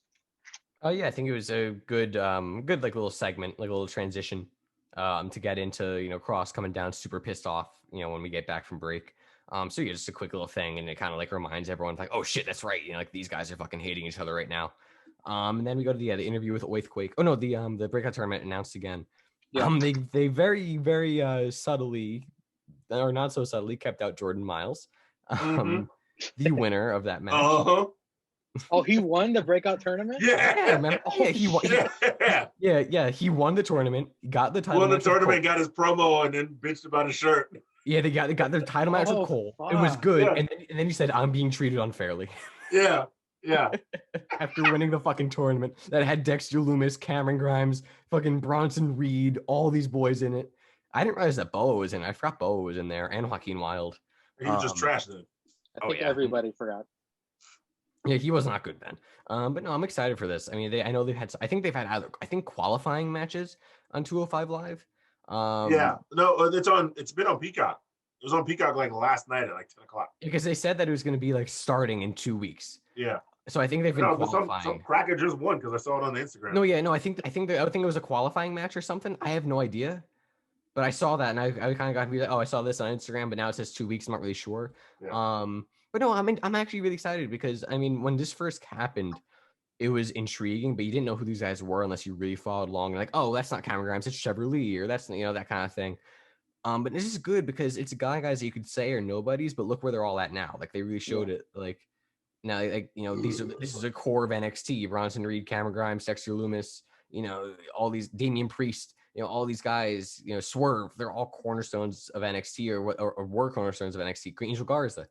So I'm excited for it. I'm very excited for it. I'm very intrigued to see who the next stars are and kind of like the next generation of NXT, as long as they don't get mad over a t-shirt. And then we had the Cross. When Cross just comes down and his music is like still playing, the cinematic shit is really funny to me. Like when he just like came down like all pissed off and like they're still doing the Scarlet like slow singing in. That was funny. They need a short version of that. They really need a short version. But this is Cross has really turned another gear since Joe came out. Like since he won the Fatal 5-Way and Joe came back, he has. You mean promo wise because he's still fucking Cross. Well, he hasn't had a match yet since then. So promo wise, yes, because that's all. Character wise as well, like so that's kind of all you can really base it off of. But that's kind of all he's really turned a switch on that. And him with Joe has been very, very interesting. Yes. This is great. I mean, Theory doing the sneak attack, getting Theory involved in this is also great because it just elevates Theory, which is the whole goal. So they elevate Theory, they elevate Johnny, they elevate all these people. This is just a good segment. It was just a fun segment. And then Joe, of course, being Joe, you're doing a great job, Joe. Like Cross has had some great one-liners over the past few weeks and shows getting back, and there's a lot of tension obviously being built. I'm guessing we're gonna eventually get like Johnny versus Cross for the title, which just seems where it's going. But obviously there's stuff later, but that's it. We'll get to that later. But I think this is a very good segment. And I like how they kept this going throughout the night, so we'd always be reminded of what was going on. Cesar, do you have thoughts about the breakout tournament? No, I think it should be good. As long as you don't complain about the t-shirt. I agree totally with Bresky said about that. It's actually really valid. A carrying man's got fully pushed. Yeah, fully pushed. Series fucking gold. And Johnny's gold. I like the way Johnny comes out and it's always just talking trash, talking hype. So this is the next feud, Cross and Johnny. They're wrestling Wednesday at the Bash, so should be good. Was that announced? Was that announced earlier today, like on somebody's Instagram? Oh, I didn't even see that. I didn't know that was actually. I swear it said Wednesday, Great American Bash, Johnny versus. Or maybe they're facing off. They're gonna have a face-to-face. Yeah. A face-to-face. Hold on a minute. So, wait a minute. I think they would have announced it on TV. Like. Yeah, face-to-face. Okay. Yeah. Okay. 2 face-to-faces next week. Yeah. And then a hit row cipher. So I'm excited for that. Yeah, because you need to learn how to rap. Excited for that too. Well, ever since Cynic said in the chat that he didn't like it at first and now he likes it, I just want to shoot myself. Like it's now the Cynic likes it. Gone over the moon. Well, up next we get the cell phone is 61% charged now, gentlemen. Theory and Johnny leave the arena.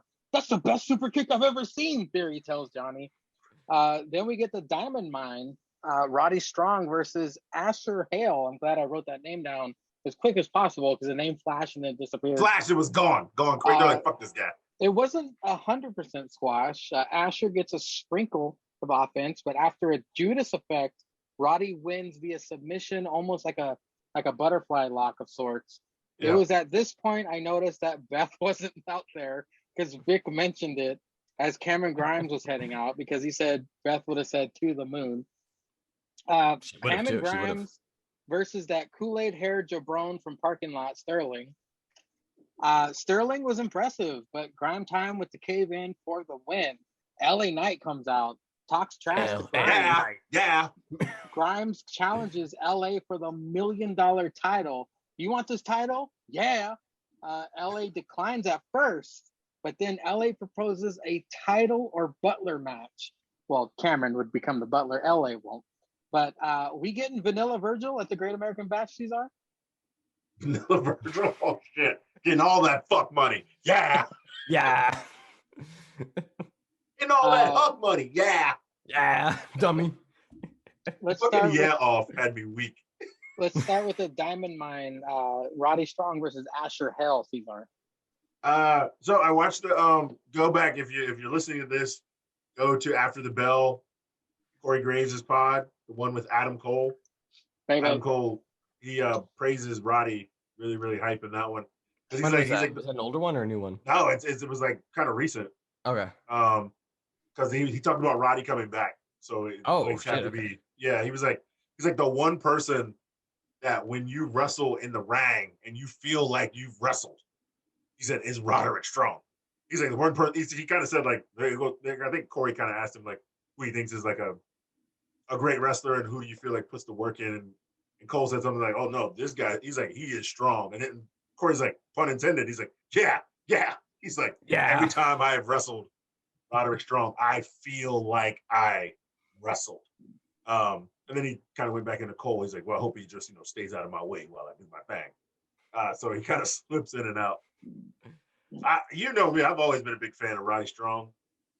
I hope this thing propels him to do great stuff. He's got the look, and now he's got a group again. Now he's the leader of the group. They need to just come out and just fucking wreck shop on motherfuckers like this. And you need to get the other two lackeys in there. And if they can't seem to cut it, Roddy's just going to start cheating and beating the fuck out of people. I wouldn't be mad at that. And get these guys involved. Hopefully get those other jabrones involved with the tag team chips, and Roddy can focus on whatever title he wants. Beat the trash out of some people. Roddy versus Cross would be a match I'm very hyped to see. You can sprinkle some Joe in there as like the enforcer outside the ring because they keep beating each other up and shit. Or Roddy versus someone who got a championship later tonight. Oh shit! Man. That would be fucking Roddy and he beat the shit out of Grimes versus Sterling. Basically just a longer version of when he slapped the Kool-Aid fruit-haired last day of a Pride Month cracker in the lot.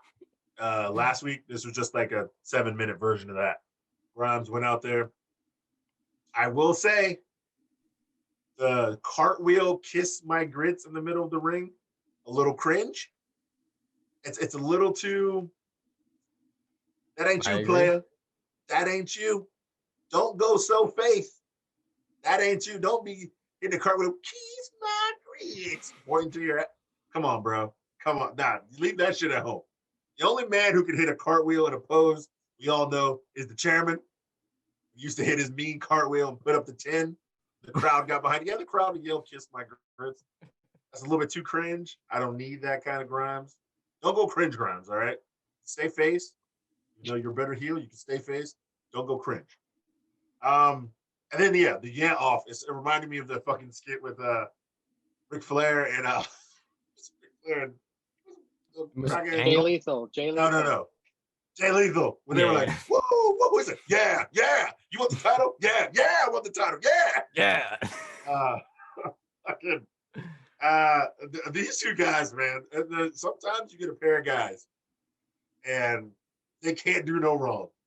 It's fucking Rock Stone Cold, Sammy KO, and these two assholes in NXT. The promos are good. The matches are good.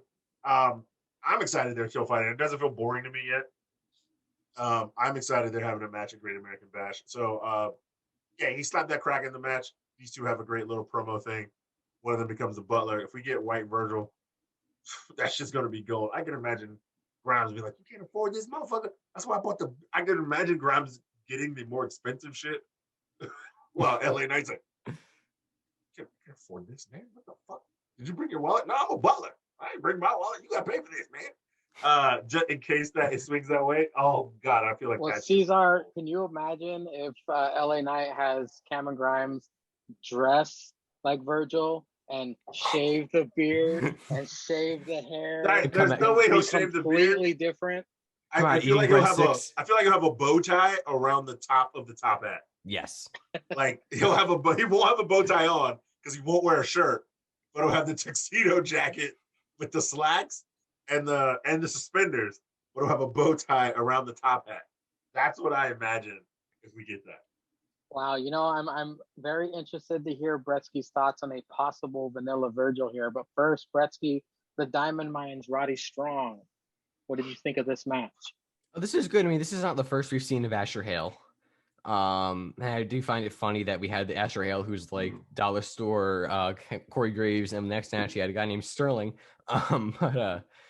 No, yeah, dude, this is fine. I mean, what I love about the Diamond Mine is how like Wade was like, I tried to talk to Malcolm Bivens earlier, and he said he wasn't going to tell me anything, like that kind of stuff, that kind of shit.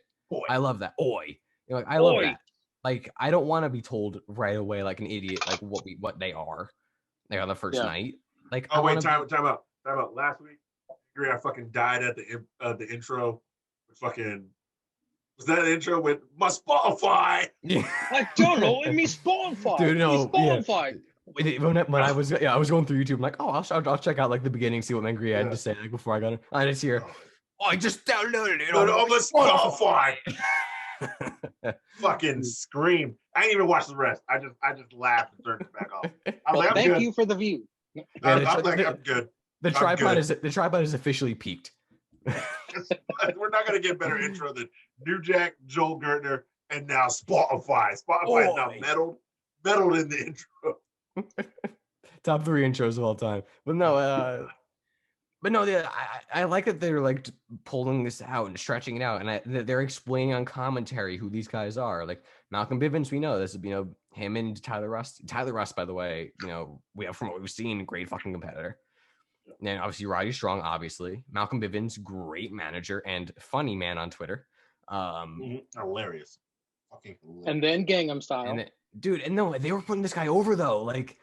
He was big in Japan. Like he was gangster in Japan. Yeah, they've been putting him over. Yes, and they're really putting him over. Like, yeah, this dude can fucking kill you. And I'm like, shit, I don't know who this dude is, but I'm intrigued now.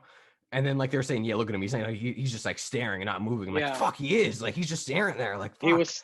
I think Wade said he's studying. Like he was like sitting there studying everything. Yeah, and You notice how he doesn't go for the handshake. He goes for the dap. Yeah, like Roddy handshake Tyler, and then he went from that guy just like. Because he's gangster. He's gangster. Fuck. What's his name stab again? Somebody. He's gonna bring the sword that stabs somebody. Some Yakuza shit. That's what I can turn off wrestling. No, hey, he's gonna join Mortal Kombat. Let's be honest. No, he's gonna slice that crack up boa. No, he's Japanese, not Chinese. He's Japanese. Yeah, they'll feud like shit. He's gonna invade Tiancha.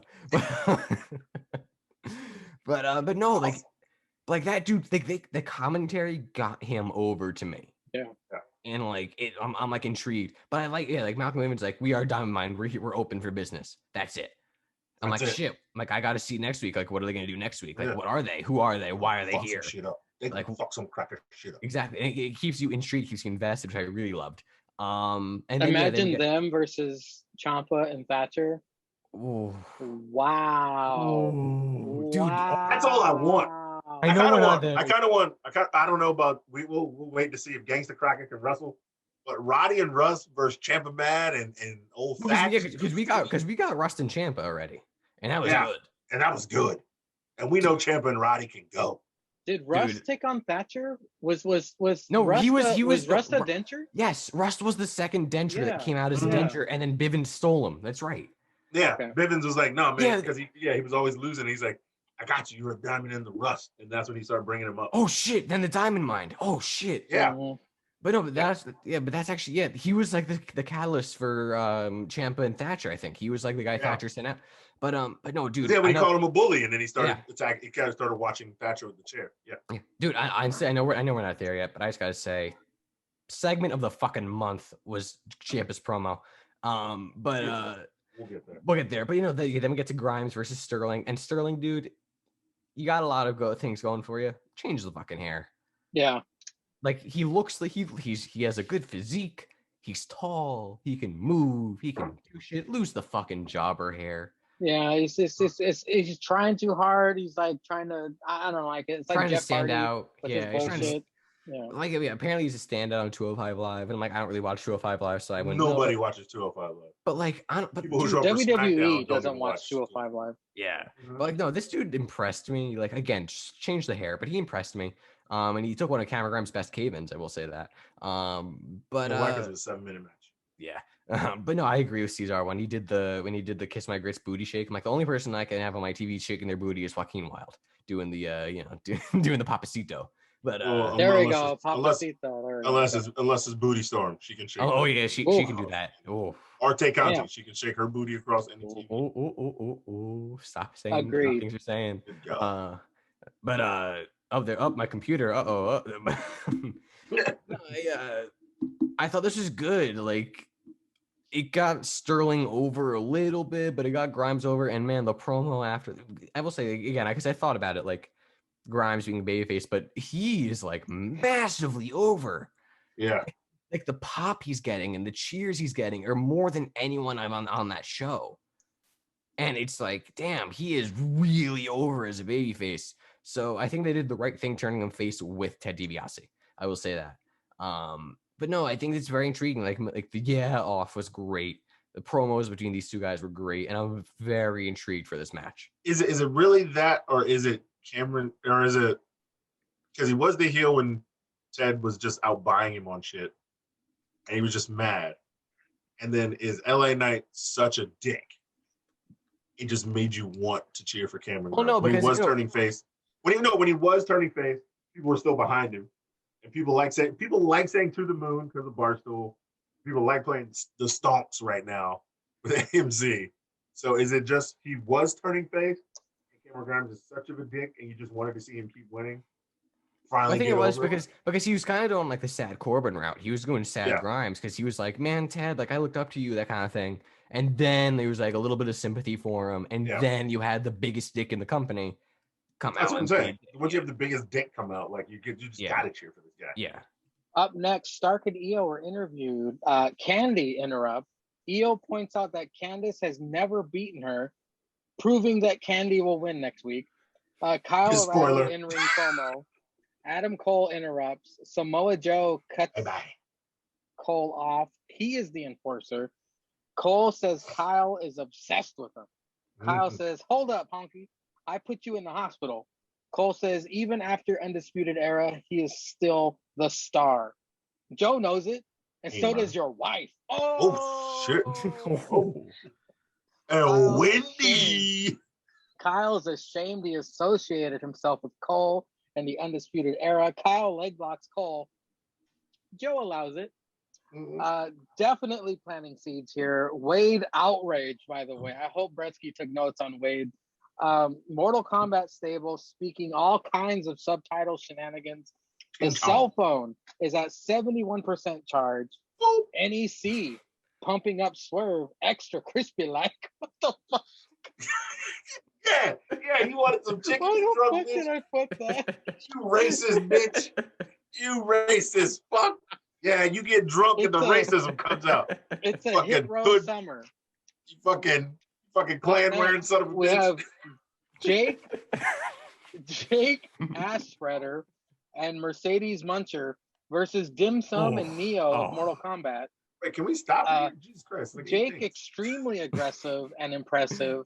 Zaya's super kick is great. Maybe the most improved woman in NXT. Eminem shouting at Smokey the Hoe from the ring. Zaya attacked Jake. That popped me. While Eminem set up the double underhook suplex from the top rope to Zaya, props to cameraman. Great ass shot. Discoloration Nation on notice. Eminem continues to focus on Smokey Ho. Zia Lee nails the Waffle Jalapeno kick to Eminem. As I was writing this, I'm looking at Eminem. I'm like, oh fuck, injury, because you could just it was kind of hard to watch. Like Eminem's arms like stiffened up, and it was really bad. The ref stopped the match. Is she okay? Eminem looked off. Is what I put. But let's start from the beginning. Gretzky, Stark and EO interview. Candy interrupts. Yeah, this is exactly why I'm saying what I said earlier. I think this is more of a build up to Stark versus EO. Because I mean, this is all true. EO has turned on all of her partners, either inadvertently or not. So I think it was a very. I think you still could have got this if they would have lost as well. I agree. I think you could have gotten this as well, but I think this gives them now the platform of the titles. So I think it's different. I think you could look at it many different ways. I think this is definitely. I mean, it was just a typical backstage segment, really planting seeds. What was up next again? I forget. Up next, Kyle O'Reilly in-ring promo. Adam Cole interrupts. This was so good. Cole has just been fire on the stick lately. Like he always was, but he's just turned it up since he came back. Like, damn, like these guys could fight every fucking week, and I might not get sick of it. And Joe being Joe and not letting and like being like, I'm gonna enforce it, but then not enforcing it was great because it plants those seeds. But man, your wife knows it. God damn. How did Joe not laugh? Because that should have been like a callback to some windy shit.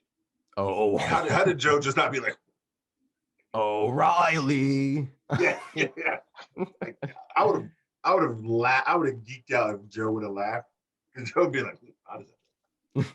But man, no, this was so good, so good.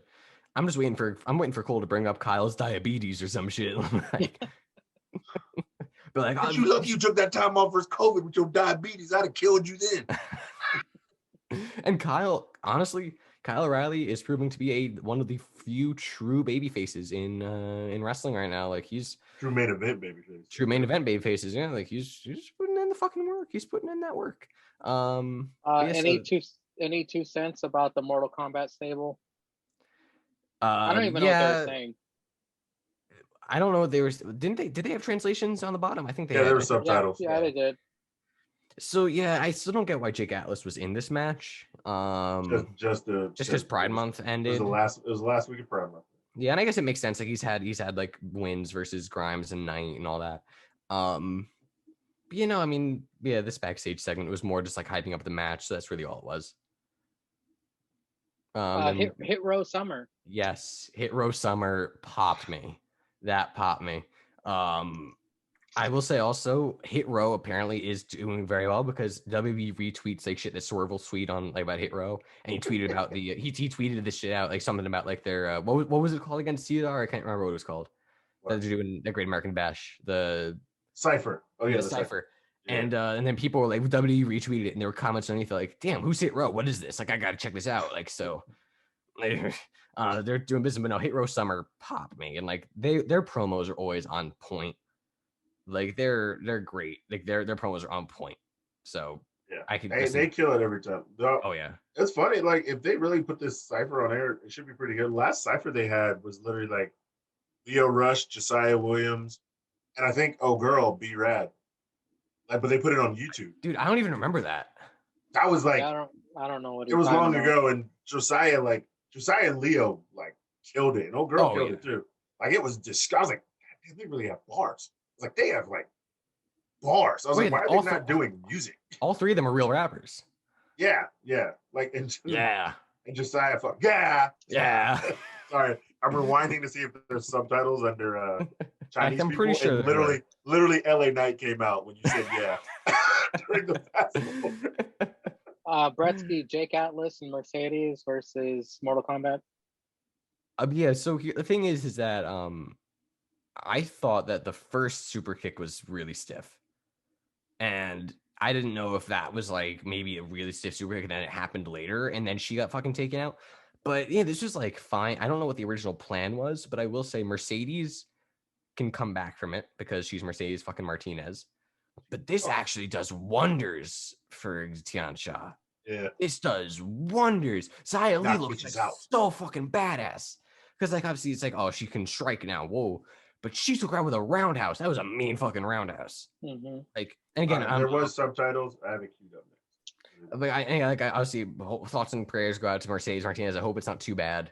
I hope she can come back soon and it's not going to be that terrible. It'll be like concussion protocol, maybe like a week or so. Right? Yeah. Hopefully not like a broken jaw or anything. But she crumpled. She crumpled. And at first I'm like, damn, she sold the fuck out of that. But then like, that's what I thought. That's the one thing I thought. I was like, and the arms, her arms. Yeah, but then when she did the kick out and like you saw Xia Li roll her, and I'm like, and I thought back to Pac doing it with Orange Cassidy, and I'm like, fuck, this is not good. Like in her brain, she knew where she was and just immediately kicked out, but she probably didn't know what count it was. No, but that she went down. But that's the thing is that someone like Mercedes can come back from this, and I don't know what the original plan was, but this does so much for Tiansha. And Boa looked good, and he was in the ring doing shit. And so I mean, I think it was fine. I do find it funny because of course AEW marks are going to AEW mark, and on Twitter because someone was like complaining. I think someone mentioned like some botches on AEW. Mm-hmm. And they're like, oh, well, NXT doesn't have botches. Look what Xia Li did. It's like, okay, this is like the first botch, like maybe ever, like on NXT. Yeah. Like, why? Like, but no, Xia Li so vastly improved. Now she just looks like a killer. I think honestly, like we could look back at this if Xia Li has like a really successful career as being like a starting point of this is a tipping point. This is where people take her because sometimes stuff shit like this is good. Sometimes botches and injuries can work out well. Like with Nia to Becky.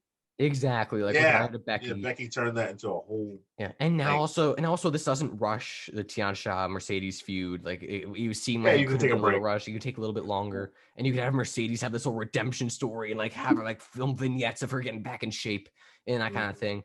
So I think this will do more good than harm. But again, hopefully Mercedes is okay. But Xia Li looks fucking killer. I would not want to take that roundhouse. Xia Li literally said in this promo in the subtitles, if you mess with Tiansha, you will be punished. No questions. Like, oh shit. You're right. Cesar, let me read this real quick. Mercedes, well, we already know, but this what it said on the website. Mercedes Martinez reportedly suffered a concussion on Tuesday's NXT show. As noted, Martinez was legitimately knocked out during Tuesday's mixed tag team match, which saw Xia and Boa defeat Mercedes and Jake. Lee delivered a roundhouse kick to Martinez, which knocked her out and caused some blood to come from her mouth. Martinez immediately went down and the referee stopped the match. Lee and Boa won the match due to referee stoppage, and the finish was reportedly a shoot. Martinez was taken to a local hospital for further evaluation, but was said to be doing better by Wednesday morning. That's good news. But Cesar, well, that's how you know it's real. They said hospital, not medical facility. Yeah. From the top, Cesar, Kyle O'Reilly, and Adam Cole. Baby. You mean Spark and Candy? Spark. Oh yeah. What did you think of that? Yeah. Well, I don't know why old girl looks so sweaty. She did look really sweaty. She looked really sweaty. Like she actually needed that towel. That was not a shoot towel. She needed that towel. But yeah, like you said, Io said, "You never beat me, Candice." Spoiler alert. All right. Next case. And like you said, yeah, I mean, it's pretty much just confirming the loss. But what I was going to say earlier is they always like to say this is the best women's division. So with Oi talking about nobody's had a long run, does that only help the division or hurt the division? Because if you have the best women's division, that any two could team up and beat your current champions, they are all great superstars. It can only help if you really don't have a long reign at first. To me personally, I mean, it kind of respects the belts because you're like, I don't know what two bitches gonna step up and whoop somebody's ass tonight and win those belts. So the first people to have a long title reign should be the ones who really they're gonna cement it in there. That's the point I was gonna make earlier. But no, I thought it was a great promo. Yes, leading up to a good match. I think these four are going to have a great match. You got the power with Indy and Stark. You got the speed with Candice and Io. You got the feud with Candice. The only thing better is if Io somehow gets the God of Goats out there to distract Indy, and then she doesn't, and she gets like hyped up because the God of Goats is out there, and like just puts the whooping down. Oh yeah, where in front was of he her this man. week? He wasn't there this week. Oh He wasn't there this week. He was sad jerking off. Yeah, he was drawing that. He was drawing that Everrise poster. No, he was hitting Poppy from the back.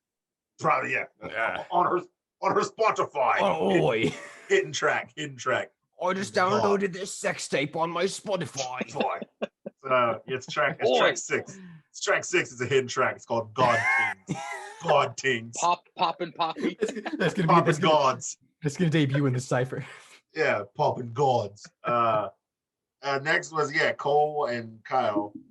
And Joe. Yeah, this is just a great promo. These guys, man, they're fucking A-stars. What are you gonna do? They're main event guys.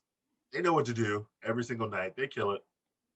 They gonna kill it in the ring once again with this technical match. And yeah, Joe out there just being like, yeah, y'all get out of line. I'm gonna fuck you up. And then they get out of line, and then Cole goes over the line, and then Joe's like, "Nah, he right." Grabbing at his pants, and Joe's like, "I don't see nothing." Yeah, these security guys ain't gonna move till I say shit because I'm Joe. I'm gonna get out your way. Y'all handle this out. I'm gonna go ahead and give me a snack in the back. Go get some. Go hang out with Swerve. Get some chicken. So yeah, that was great. And like we said, ancient Chinese secret. Speaking that subtitle shit. They gotta get a Rosetta Stone on the TV. And they killing it. Oh man. And then what was after Rosetta Stone? Well, Cesar, the NEC were pumping up Swerve. Oh yeah. Hit Row Summer. Whoa. Hit Row Summer. It ain't gonna be nothing but hits during Hit Row Summer. Pumping up Swerve as they should. You gotta get your homies back, man. You better go over there and have a title match. You done talk his way into a title match against a thick boy. Against the only face Wade Barrett likes. Oi. Loves calling out his move. So yeah, they gotta hype my man up. Get him ready for this title fight tonight. Jake Atlas and Mercedes Martinez. Yeah, old fruit was teaming up with another fruit, trying to get a dub on the last day of Pride Day and whatnot. Probably wasn't gonna get a dub, I don't know. But ancient Chinese secret came out there, ready to fuck some shit up, ready to slap them hoes with some MSG and put them to sleep. And then you got that smoky bitch in the chair who smokes hard, pumps harder than Snoop. Mercedes yelling at her, but yeah, Mercedes ate that kick to the grill, bro. She fucking ate that shit like a fucking number 4 with 2 egg rolls and some duck sauces. She ate that damn kick and went night. Wait, with chow mein or rice? No. Oh, it was fried rice. Oh, okay. Yeah, fried rice. A little soy sauce on it too. A little packet in there. Yeah, bitch ain't even get to open a fortune cookie. She was knocked out. Shit took her out. Fortune cookie said, "You gonna get fucked up," and she did. You're gonna get knocked the fuck out. Get knocked the fuck out. It's Friday, bitch. It ain't Tuesday. It's Friday, bitch. You're gonna get knocked the fuck out. No, this was even though it was a botch, it's like Bretsky said, this does nothing but great things for Ancient Chinese Secret. They look dangerous. Look like they're gonna fuck you up, and then they do fuck you up. They need to keep this gimmick not actually hurting people, but like maybe fake take out Jake Atlas's knee or some shit. Like, yeah, that's what happens when you cross us, bitch. We're gonna fucking take you out old school way. We're gonna not put you on the shelf. So it gives people a reason to take a break, come back, get fresh, and then fuck them up later. So I thought it was good. Anything else? Up next, after an NXT UK commercial, Ciampa and Thatcher Mad chairs in hand come out. Some steel about to be dented. MSK also come out. They all have fucking chairs. Face to faces promo. Champs are the underdogs. Old Double T here has never held gold. I like that. Old Double T. That's Timothy Thatcher, baby. Mm-hmm. J-A-double-R. Took double T. Take a look at Toothless Timmy. Look at him. Ciampa elevates a title. All 4 chairs are thrown. MSK tried to cut promo amid Ciampa's gonna kill you chants. Carter punches Ciampa. He no-sells the fuck out of it. Thatcher fell all over the place. Ciampa just stands there and Ciampa just holding him back. He holds him back while the fucking Thatcher can't stand still. Ciampa says, "You got a free one next week. You ain't gonna be so lucky." Saray interrupts Regal's interview. She wants Booty Storm. Ooh, Cross and Scarlett trying to leave arena gets jumped by Theory and Johnny. Cross murders both of them, saying, "Say something funny." Joe saves Johnny from being run over. Cesar from the top. Ciampa and Thatcher mad with MSK. They're stealing their gimmick. Chairs are flying everywhere. What's chairs going on? flying everywhere. Yeah, MSK stealing chairs. I guess because the old double T stole the popcorn the week before, so they got to steal the chairs. This was a great promo, a great setup, which I know Bretsky hates MSK. I think will be. I don't hate MSK. I don't hate MSK. I thought you hate MSK. I thought you No. hate style. No. What I said was that I think that they've gotten to the point where it's a very similar match every time, and they need to start. So you're kind of bored.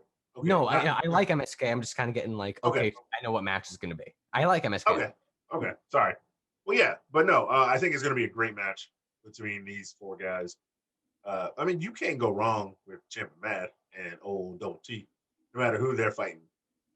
They're fighting them Cocaine Cowboys or the GYV or these three crackers. Or these two crackers. Sorry, it was three. Up next, Saray wants Booty Storm like we all do. I mean, there's fucking free money. You talking Booty Storm on my NXT, it's free money. It's free money, and I ain't mad at it because this bitch Saray be throwing hoes in the ring. Not to call no bitch, but she be throwing these hoes in the ring. And Saray, she wants to mix it up drop kick master. Dude, apparently. She be slanging them drop kicks, bro. Kicking all the bitches' teeth out. And if she wants to tighten up with Booty Storm, I ain't mad at it. And Cross gets jumped by Johnny. And again. I think this face-off, he's going to get jumped again, and it's going to be more hilarious. They better bring like a bat or something to hit this cracker with, or the Nux. Go knock him. Imagine if Theory steals the Nux. Oh, and man. Regal comes out and just pissed.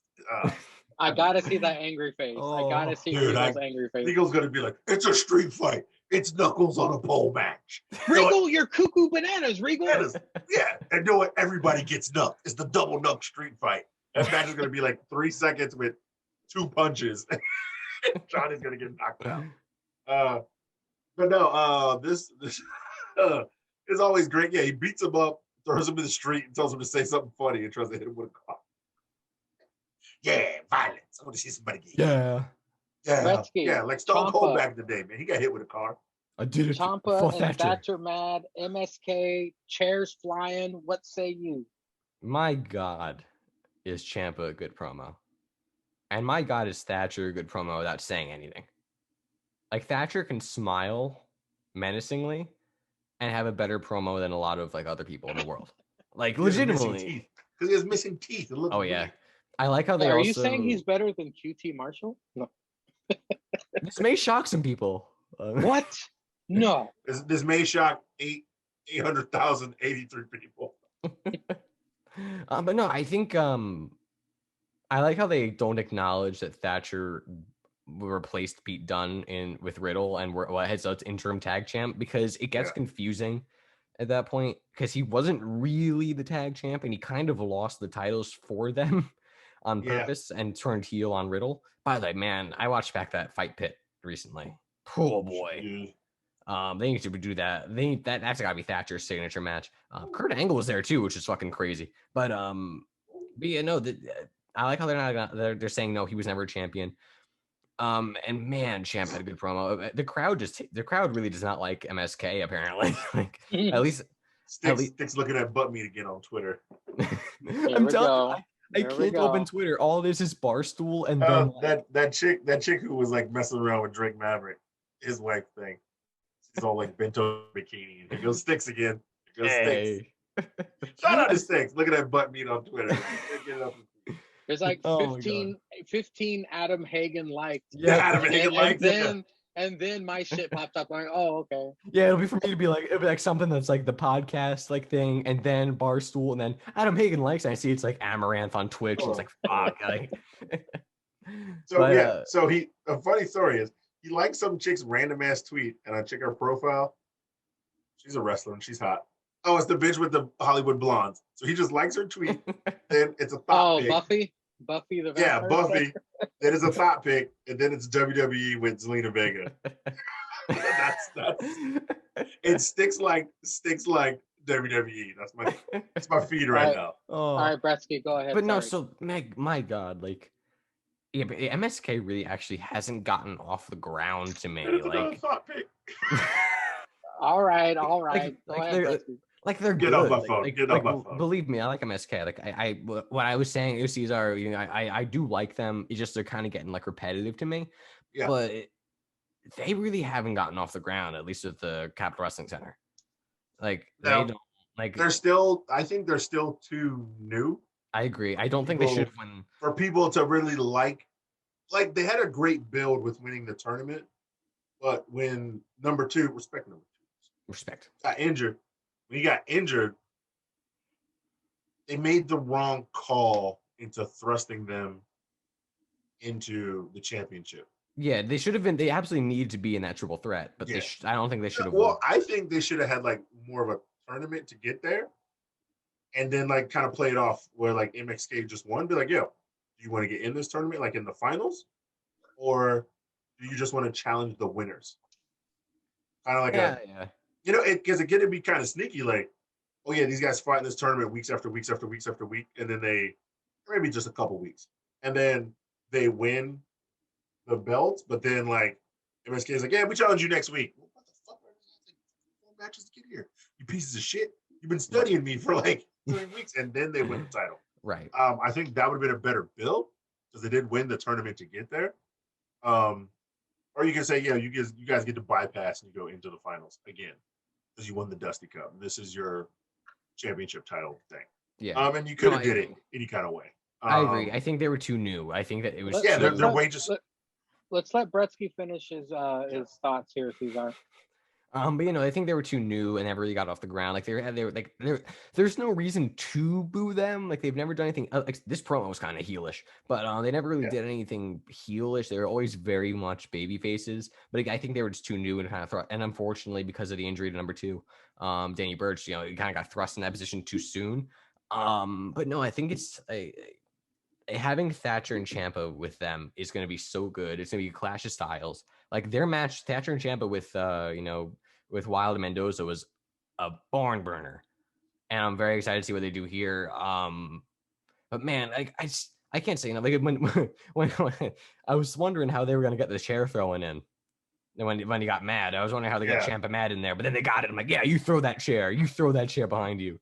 But no, this was when he leaned in and said, you got a freebie next week, you won't get so lucky. Then you give him a little kiss. Oh my God. That Ciampa NXT, man, has some of the top tier promos in the game right now. You got Cole, you got Gargano, you got O'Reilly, you got Ciampa, you got Thatcher just sitting there smiling. These boys, that was a fucking, I would say this is the best segment of the fucking past few months. Like this was great. But then up next was Sarai. We have the drop kick queen versus the booty clapping queen. So I like this. I like this a lot because this is gonna be a fucking banger of a match. I'll tell you that much. Free money. But also it keeps Sarai. It could be Sarai's been on for a couple of weeks, but it keeps her fresh. It's like, oh yeah, Sarai's here, and I mean Sarai's character right now is more like, I'm the queen of sunshine, yay! Like I wanna fight everyone and be the best. Like I'm, kawaii, all that fucking shit.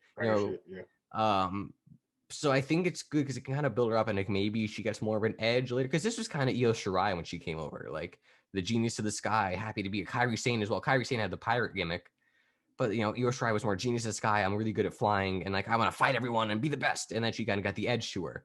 So I think this is the start of a long line, and Shirai obviously has proven herself to be very good. This is gonna be a banger of a match. So I'm very excited for this. And then what was the Cross gets jumped yet again by Johnny and Theory. Dude, this is so good. Just Cross not being able to they're not able to keep Cross down, but Johnny always is overconfident in himself. It's like, yeah, see there, I got him. Then Cross stand up. Dude, their camera angles were great for this. And Cross being like, say something funny, tell a joke, Johnny. That was great. I do wish commentary sold the fact that he was about to get run over more. Like, if JR old JR was on commentary, like, oh, they're gonna fucking run him over. Holy shit. Like that kind He's of thing. got a family. Yeah, exactly. So I wish they kind of sold that a little bit more in commentary. But no, Joe being like, you push him too hard, Johnny. You push him too hard. Joe kind of being like that was good. And then Theory obviously taking that bump into the thing. I did find it hilarious though, how Scarlett was in the passenger seat the entire time that Cross was getting beat up, and she's just like looking at him. Like, did you see her like leave the ring quick as shit when they were fucking him up? Yeah. In the ring, like, cause she was like, she got outside and then she was like on the steps, and Johnny went to like, in theory, bounced off the ropes, and she was like, she ran down those steps. Yeah. So I heard rumors. Like, I haven't heard a lot of rumors. I heard like one, again, it could just be like a stupid fucking Instagram mark, say that, oh, they're planning on, they're actually rumors of breaking up Scarlett and Cross, which they should never do. That is the rumor. They want her to actually start wrestling. Which on the main roster? No, in NXT. Well, she can wrestle. But they're talking about maybe Cross moving up soon. Well, yeah, everyone loves Cross. To really split them. Yeah, they're really high on Cross for good reason. Like, that guy's a beast. But no, Scarlett can wrestle. Like, I remember her whole gimmick and Impact. Like, when she started wrestling, like, she was good. She could actually wrestle. Yeah. Dude, her and Tony Storm in a match together would blow my mind. Take my pants off. Your mind? No. Yeah, the mind is the head. Just looking at that. Yeah. But yeah, no, that Scarlett just kind of looking like not helping at all was hilarious to me, because she could have easily like reached over and like smacked him, but no. She was on TikTok. Like, what? Are we going, man? Yeah, she was looking at Lana thoughting around on Instagram, like, I could make a lot of money doing this. Dude, Lana on Instagram, she's just been let go. Her, Liv Morgan, and Aaliyah just thoughting the shit out of Instagram. Shit out of that shit. Good lord. And I know they were all liked by Styx. That's how I saw them. Yeah, respect to Styx for showing us the thoughts that don't get enough love on the gram and Twitter. Up next is the main event of the night. It is Swerve with Hit Row versus Bronson Reed for the North American Championship. Swerve starts out cocky, but Earthquake's strength takes over. I'm watching this match knowing that the numbers game will come into play. Swerve chops Reed's thigh. I've never seen that before.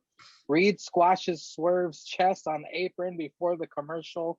Picture-in-picture, Dollar getting in Reed's face, allowing Swerve to drop kick Earthquake into barricade. Is Santos going to get involved? I wrote. Swerve with the disrespectful slap to Reed in the ring.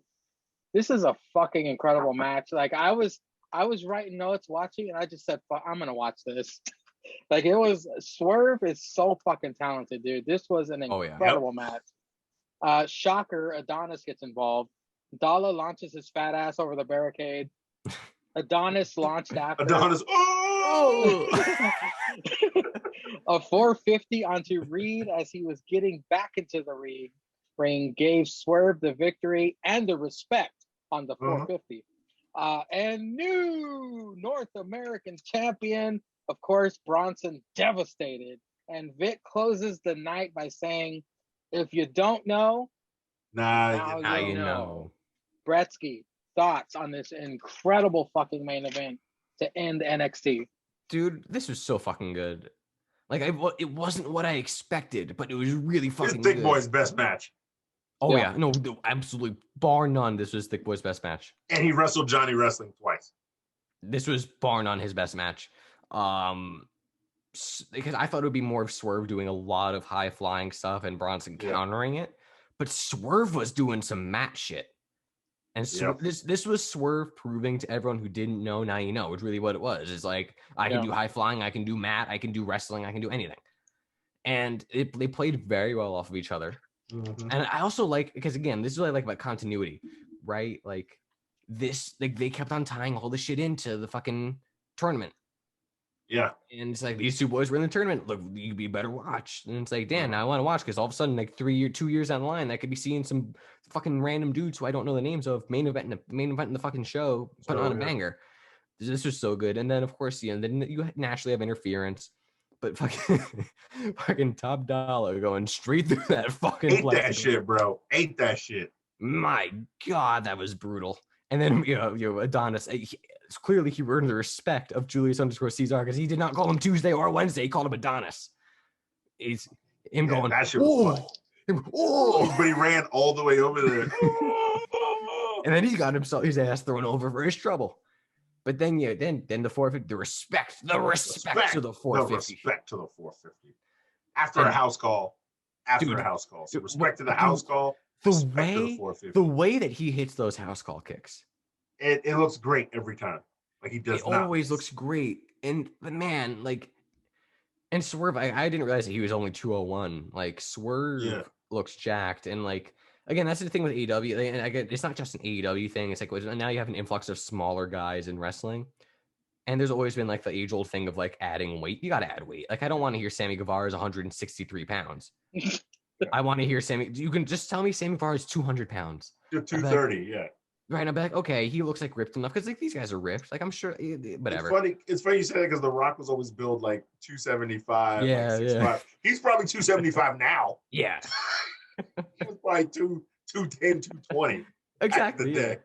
But so I think you got to like up these guys. Like Swerve being a 201 is fine as long as you're like that a 195 to 200 marker. To me, that's like it's probably really like 215, but they just want to keep it over 205. Right? Yeah. Then they're probably like, man, we can't put Swerve as like 230. He's not gonna pass his 230. But you can't have 230 guys doing fucking 450s. But no, I was surprised by this. I wasn't surprised that Swerve won it more than I was surprised that Bronson didn't. Like, the whole thing with Santos, because I feel like, where does Santos go right now? Because Santos challenged. He's still got to be in there.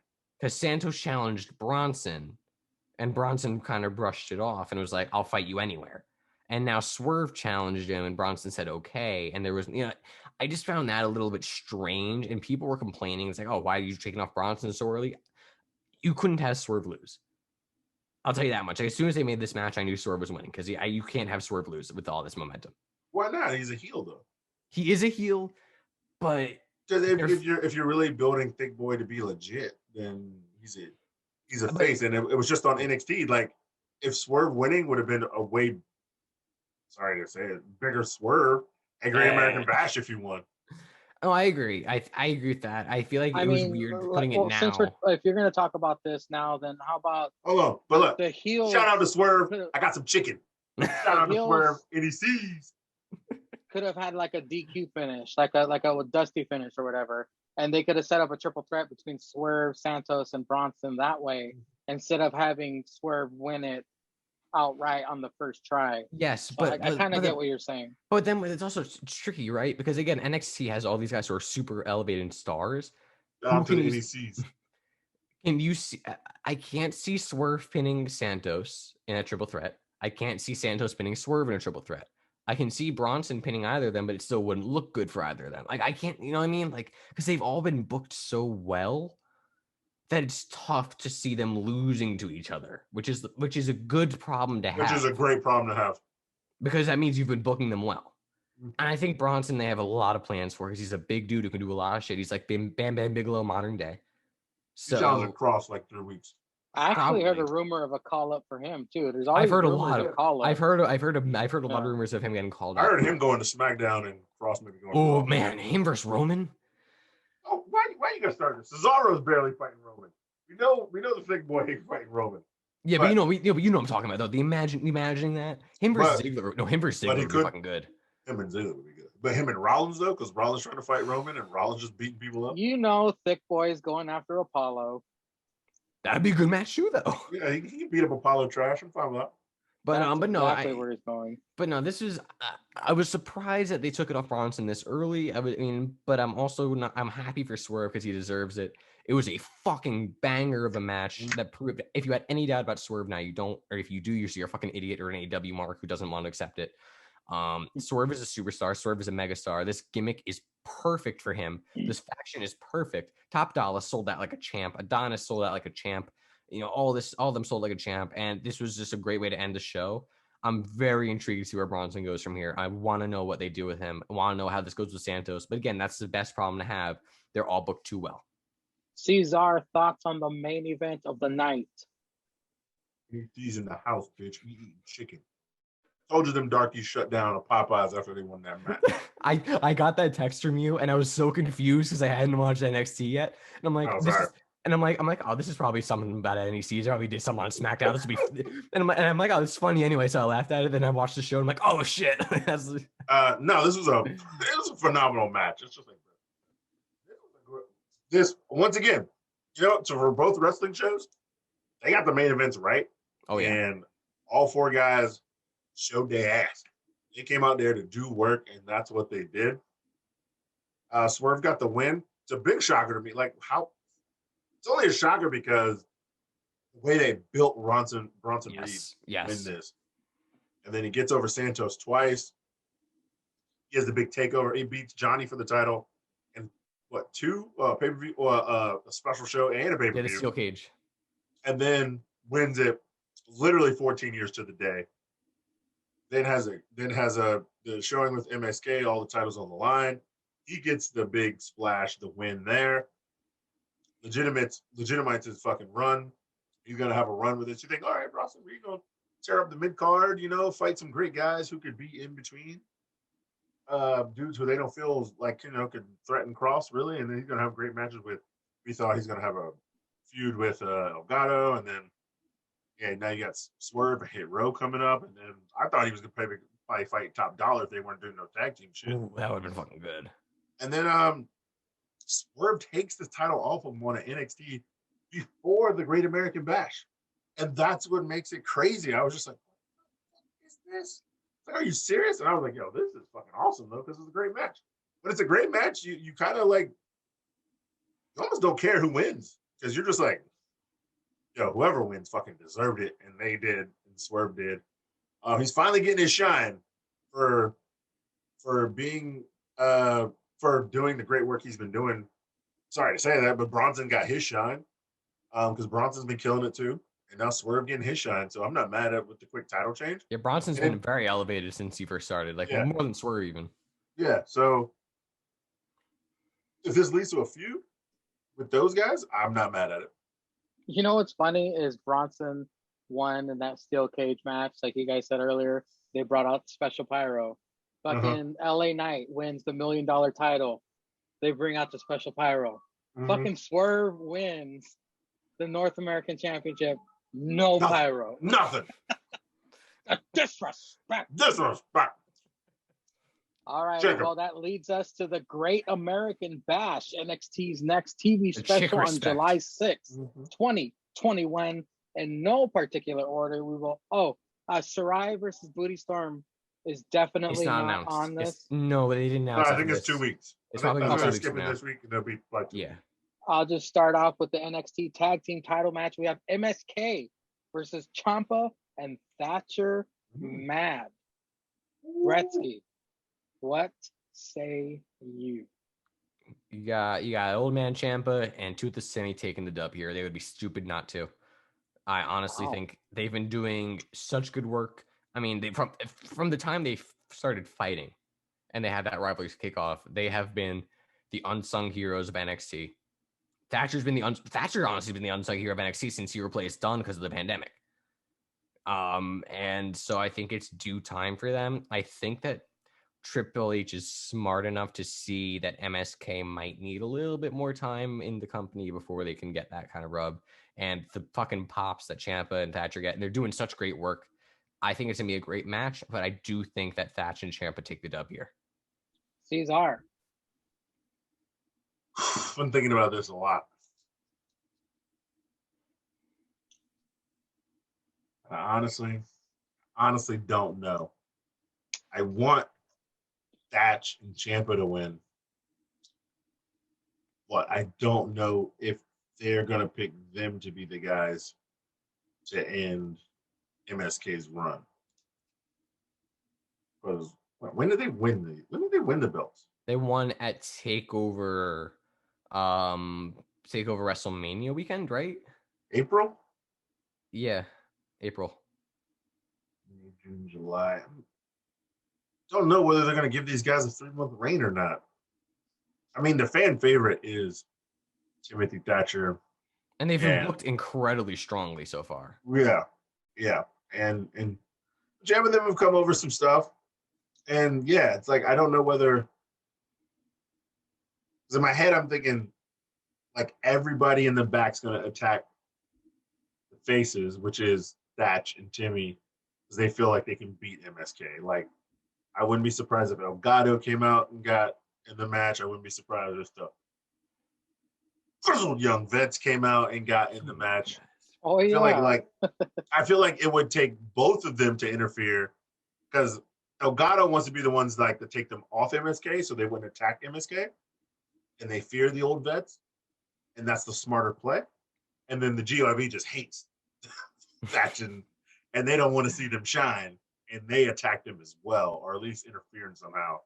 And it could lead to a fatal four-way when then the faces would overcome, because it's two heels and technically two faces, but yeah, but you're also forgetting that Legato has a feud preeminently with Thatch and Ciampa, because that's where I believe Mendoza broke his nose. Oh yeah, you're right.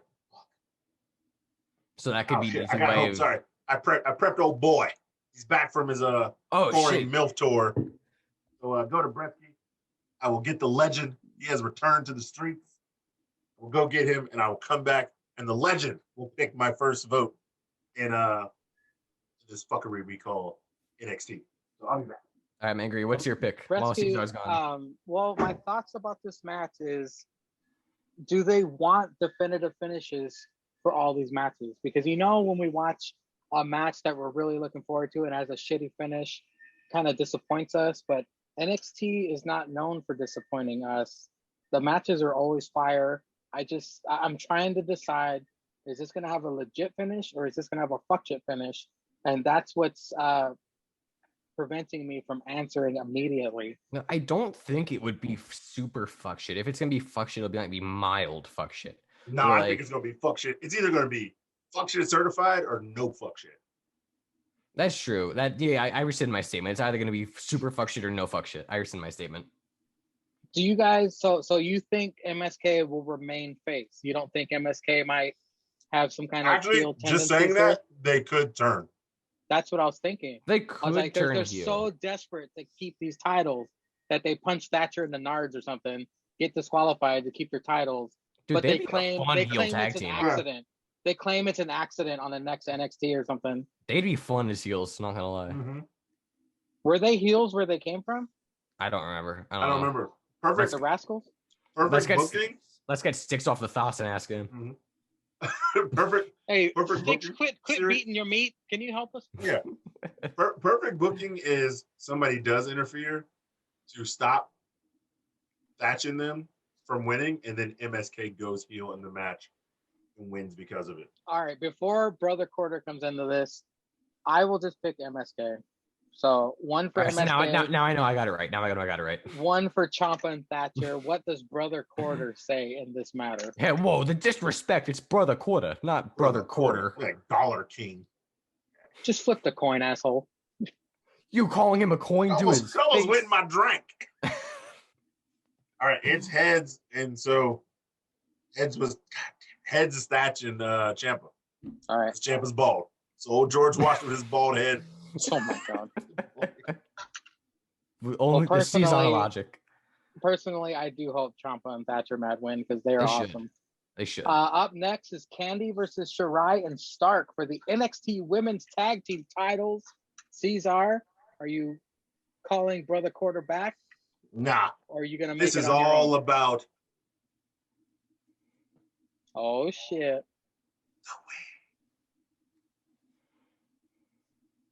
way. Definitely going Candy. I agree 100%. Man, I hope Dexter comes out. I hope we get some kind of Dexter, but I hope it doesn't cost Candy the win. I hope maybe I hope it gives Indy like a super boost that she knows sells everything. After Candy wins, they're celebrating, and Dexter comes out, and Indy jumps in his arms and is all happy and shit. Candace all mad. Yeah. And then she gets mad and beats up Candace. Candace mad. Bretzky, Candace what mad. say you about wait, this? Wait, what's your answer then? What's your answer, Mangria? You pick Candy. I also got to go Candy. We're gonna go clean sweep here. I do think this leads to Io Shirai turning heel on Zoe Stark again, and I think this leads to maybe Zoe Stark beating Io in a feud and sending Io up to the main roster. Because I think that I hope not. Because I hope so because they have such a deep women's roster. Women. The main roster needs women, Women. The NXT got lucky. NXT has such a deep roster of women, and also like to be 100% honest, like I don't want a CEO in the women's title scene again because we saw it so recently for a year, and like That's what true. you know what I mean? Like so having her go right back, like her winning the tag titles could make sense, maybe, but I think it's too rushed, and I think that this is going to lead to EO, turning on Zoe. So I got to go with Candy. I don't think they take it off Candy this early either way. What if a heel EO replaces Indy? Indy turns face. Candice and EO are now a Break tag up the team. way. Break up the way is the best thing smoking. Guys, Candice doesn't like Dexter, and what if Dexter and Indy? She might learn to accept it if they keep winning. That's true. You forget Garganos do anything for the win. Up next, the $1 million title match. If Cameron Grimes loses, we're going to see Vanilla Virgil. I will choose first this time. I might need to phone in Brother You're Quarter picking right Grimes. To keep the feud going, they would have to have LA Knight win. The feud theoretically could go on if Cameron wins the $1 million title, but the stipulation is so original, so funny, that I think just for entertainment purposes, they're going to want LA to go over on Cameron. I'll choose LA Knight to win. Yeah. Saying Vanilla Virgil will come to fruition. Bretsky, what say you? This goes along with my caveat. I think that they're going to continue the whole Ted DiBiase Cameron Grimes thing of where Ted DiBiase told Cameron Grimes, like, listen, kid, you have a lot of things, but you don't have like the focus. And so I think that LA Knight will win. And the caveat here is that my caveat, I'll say it early, is that Ted DiBiase costs Cameron Grimes the match. Ooh.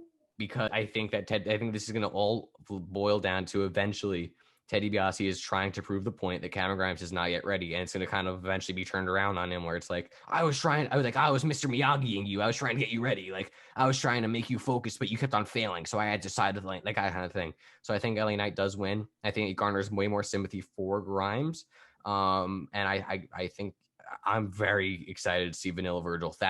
As soon as Cesar said that, I'm like, that's gonna be fucking money, because because Grimes is gonna like buy him whoever. I'm fucking Cesar usually. You said Vanilla Virgil. I said the situation would make it more entertaining. Yes, Vanilla Grimes be like, oh, I rented the Lamborghini for you, but I put it on your tabs. Like, I can't afford a Lamborghini. It's like, oh, I have $1 million. Do you have $1 million? Like, yeah. Like, come on, give me a couple bottles of champagne. Well, I got Dom Perignon for you, baby. I can't afford that shit. Man, just give me some like Evan Williams bourbon here. Like, I don't need fucking like.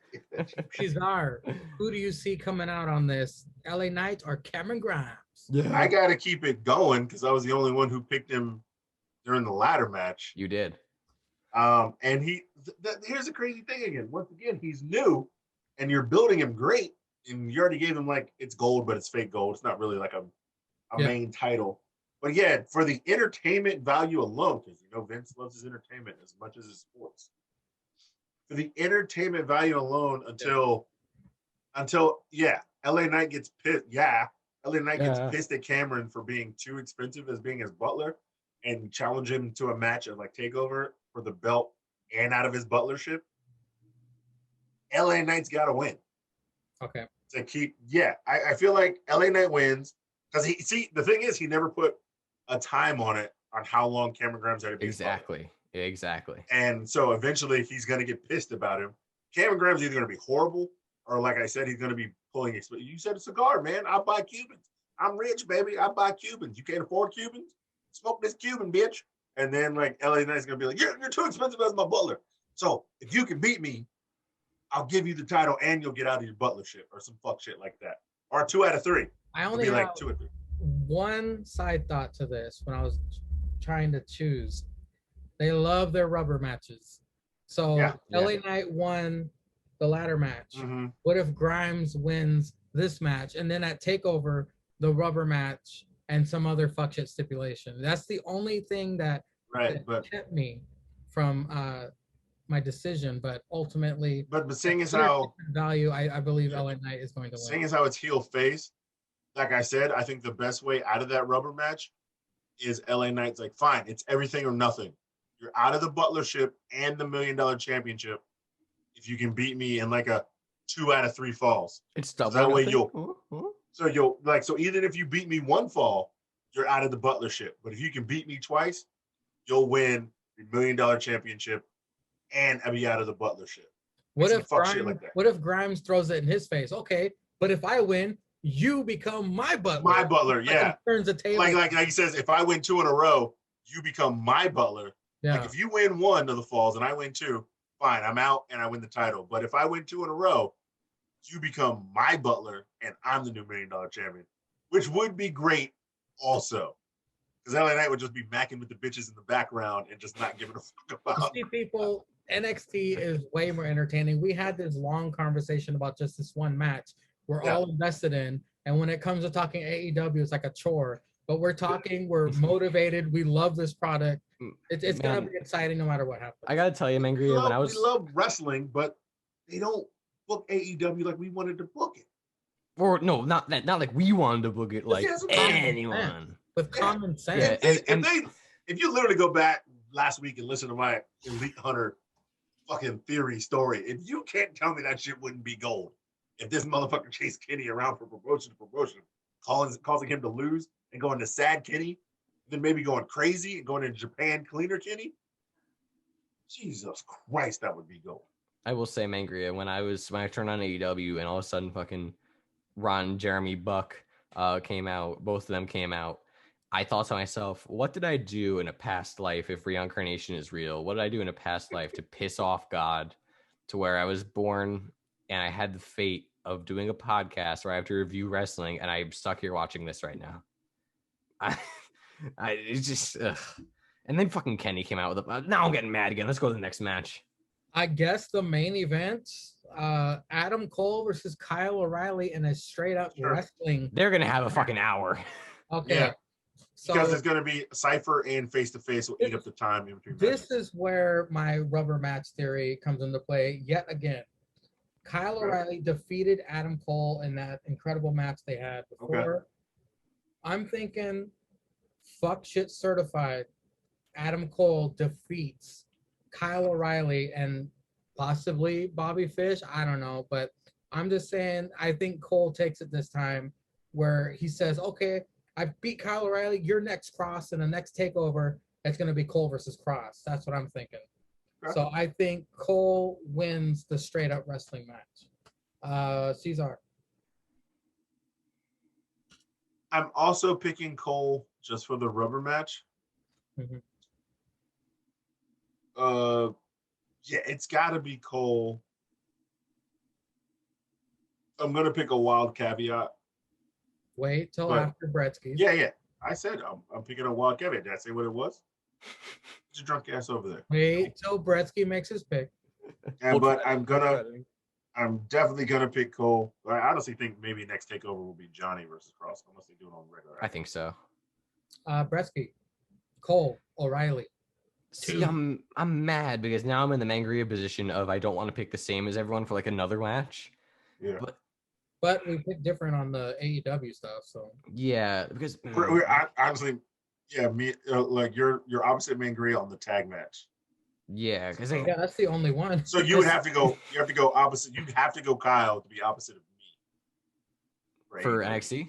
For NXT, yes. Sorry, for NXT. So we're gonna have the same one. So if I pick Cole, then but I'm definitely gonna pick a different caveat as well. So. Yeah. So I gotta go Cole because I'd be stupid not to, especially because in the unsanctioned match Cole won, but the referee wasn't there. Yeah. Mm-hmm. And so this is just a wrestling match, yes. Exactly. So I think that there may be some Bobby Fish involvement because we haven't seen him. Yeah. I think Roddy doing the Diamond Mine kind of threw a wrench into what I initially had thought out of the Undisputed Era Fatal 4-Way, but it could still happen. I do think Bobby Fish comes out maybe and costs Kyle the match in some way, but Cole's got to win. Fuck shit, absolutely.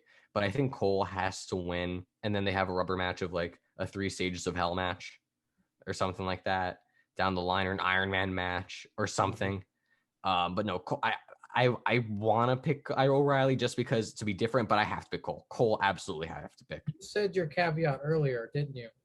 Mm-hmm. I did. You want me to Ted say it? DiBiase. I said that interferes. DiBiase will interfere in the LA Knight and Cameron Grimes match. Just interfere in general? Just like you really just come out, honestly, because like just more like distract. I don't think he'll like physically interfere. I think it'll more like come out and like distract. He distracts Grimes and LA Knight win. Ted DiBiase interferes, distracts. How's that sound? Yeah, there you go. So if he comes out, I get it. Cesar. My caveat, I hope it's true. I'm literally just winging this from Velveteen Dream. what I said. Oh, yeah, that'd be awesome. I should get 2 points for that. I hope that Strong comes out with Diamond Mine and interferes in this match. Ooh. The main event? Yes, sir. Ooh. I'm going to pencil it. Diamond Mine comes out, right? Strong comes out. Okay, Strong. Mm-hmm. It's everyone in Diamond Mine but Strong. All right, Strong comes out and interferes in match. Strong interferes in main event. in main. In a perfect world, he comes out and beats the shit out of both of them, and there's no winner. Yeah, which really leads to the rubber match, kind of. In a perfect world, he beats them both up, and they both get like the ref is knocked out, and he beats them both up, and he's still standing in the ring, and the ref just like DQs everybody, and they go to a rubber match that way, or they go to a triple threat, or maybe even get the Undisputed Era 4-way match. But I hope like Strong would come out and beat the brakes off of both of them. Really attack Kyle, because Kyle was like, Cole was gone, and Kyle was like, "Get away, man! I'm on my own, man." So he like hates Kyle. Well, fucking Ted DiBiase was mine, so I'll just my second one was fucking Dexter Lumis shows up. He's in a backstage segment drawing. He comes out, hugs Indy. He just fucking shows up. How about that? Oh, he just shows up. He's in a segment. What match? That could go for the whole show. Yeah, we're gonna do you what you do to us. You have to say. Yeah, you got to get more specific. Okay, Dexter Lumis in backstage segment. During which part of the show? We have specific. The candy match. After the backstage segment after the match. The candy match. Dexter, if it's first, you still have an hour and 30 minutes for him to show up, in theory. Hey, he man, it's fair. How is that fair? He has an hour and 30 minutes. We have specific 20-minute matches. He has an hour and 30 minutes. After the match. You mean directly after the match? You mean directly after the match? No, because after the match, that's when they air like the WWE shop shit. Like, no, but you know what we mean? Like the first segment after the match. Yes. Okay. The first segment after the fucking match. WWE shop. After I hope it's a second segment. I hope it's a second segment. So after the candy match, no matter where it is, the first segment after the candy match, Dexter Lumis shows up. Yes. So if he shows up during the match, that doesn't count. Hey, Brother Quarter, are you there? He already flew. He's right here. Right. Okay. Heads during the match, tails after the match. Heads during the match, tails after the match. I will send you a picture if you want. It is on heads. Okay, so that's during the match. During the match. Dexter Lumis comes out. He fucking lands on his side. If it landed on its side, I would give it to him. I'm like, I don't care what part of the show. Whole fucking show. If he shows up, you got it. Now, you know what we should have done just to fuck with him? To be the cat, I'd be like, if I get 1 point in the show, I win. I call it match right, I win.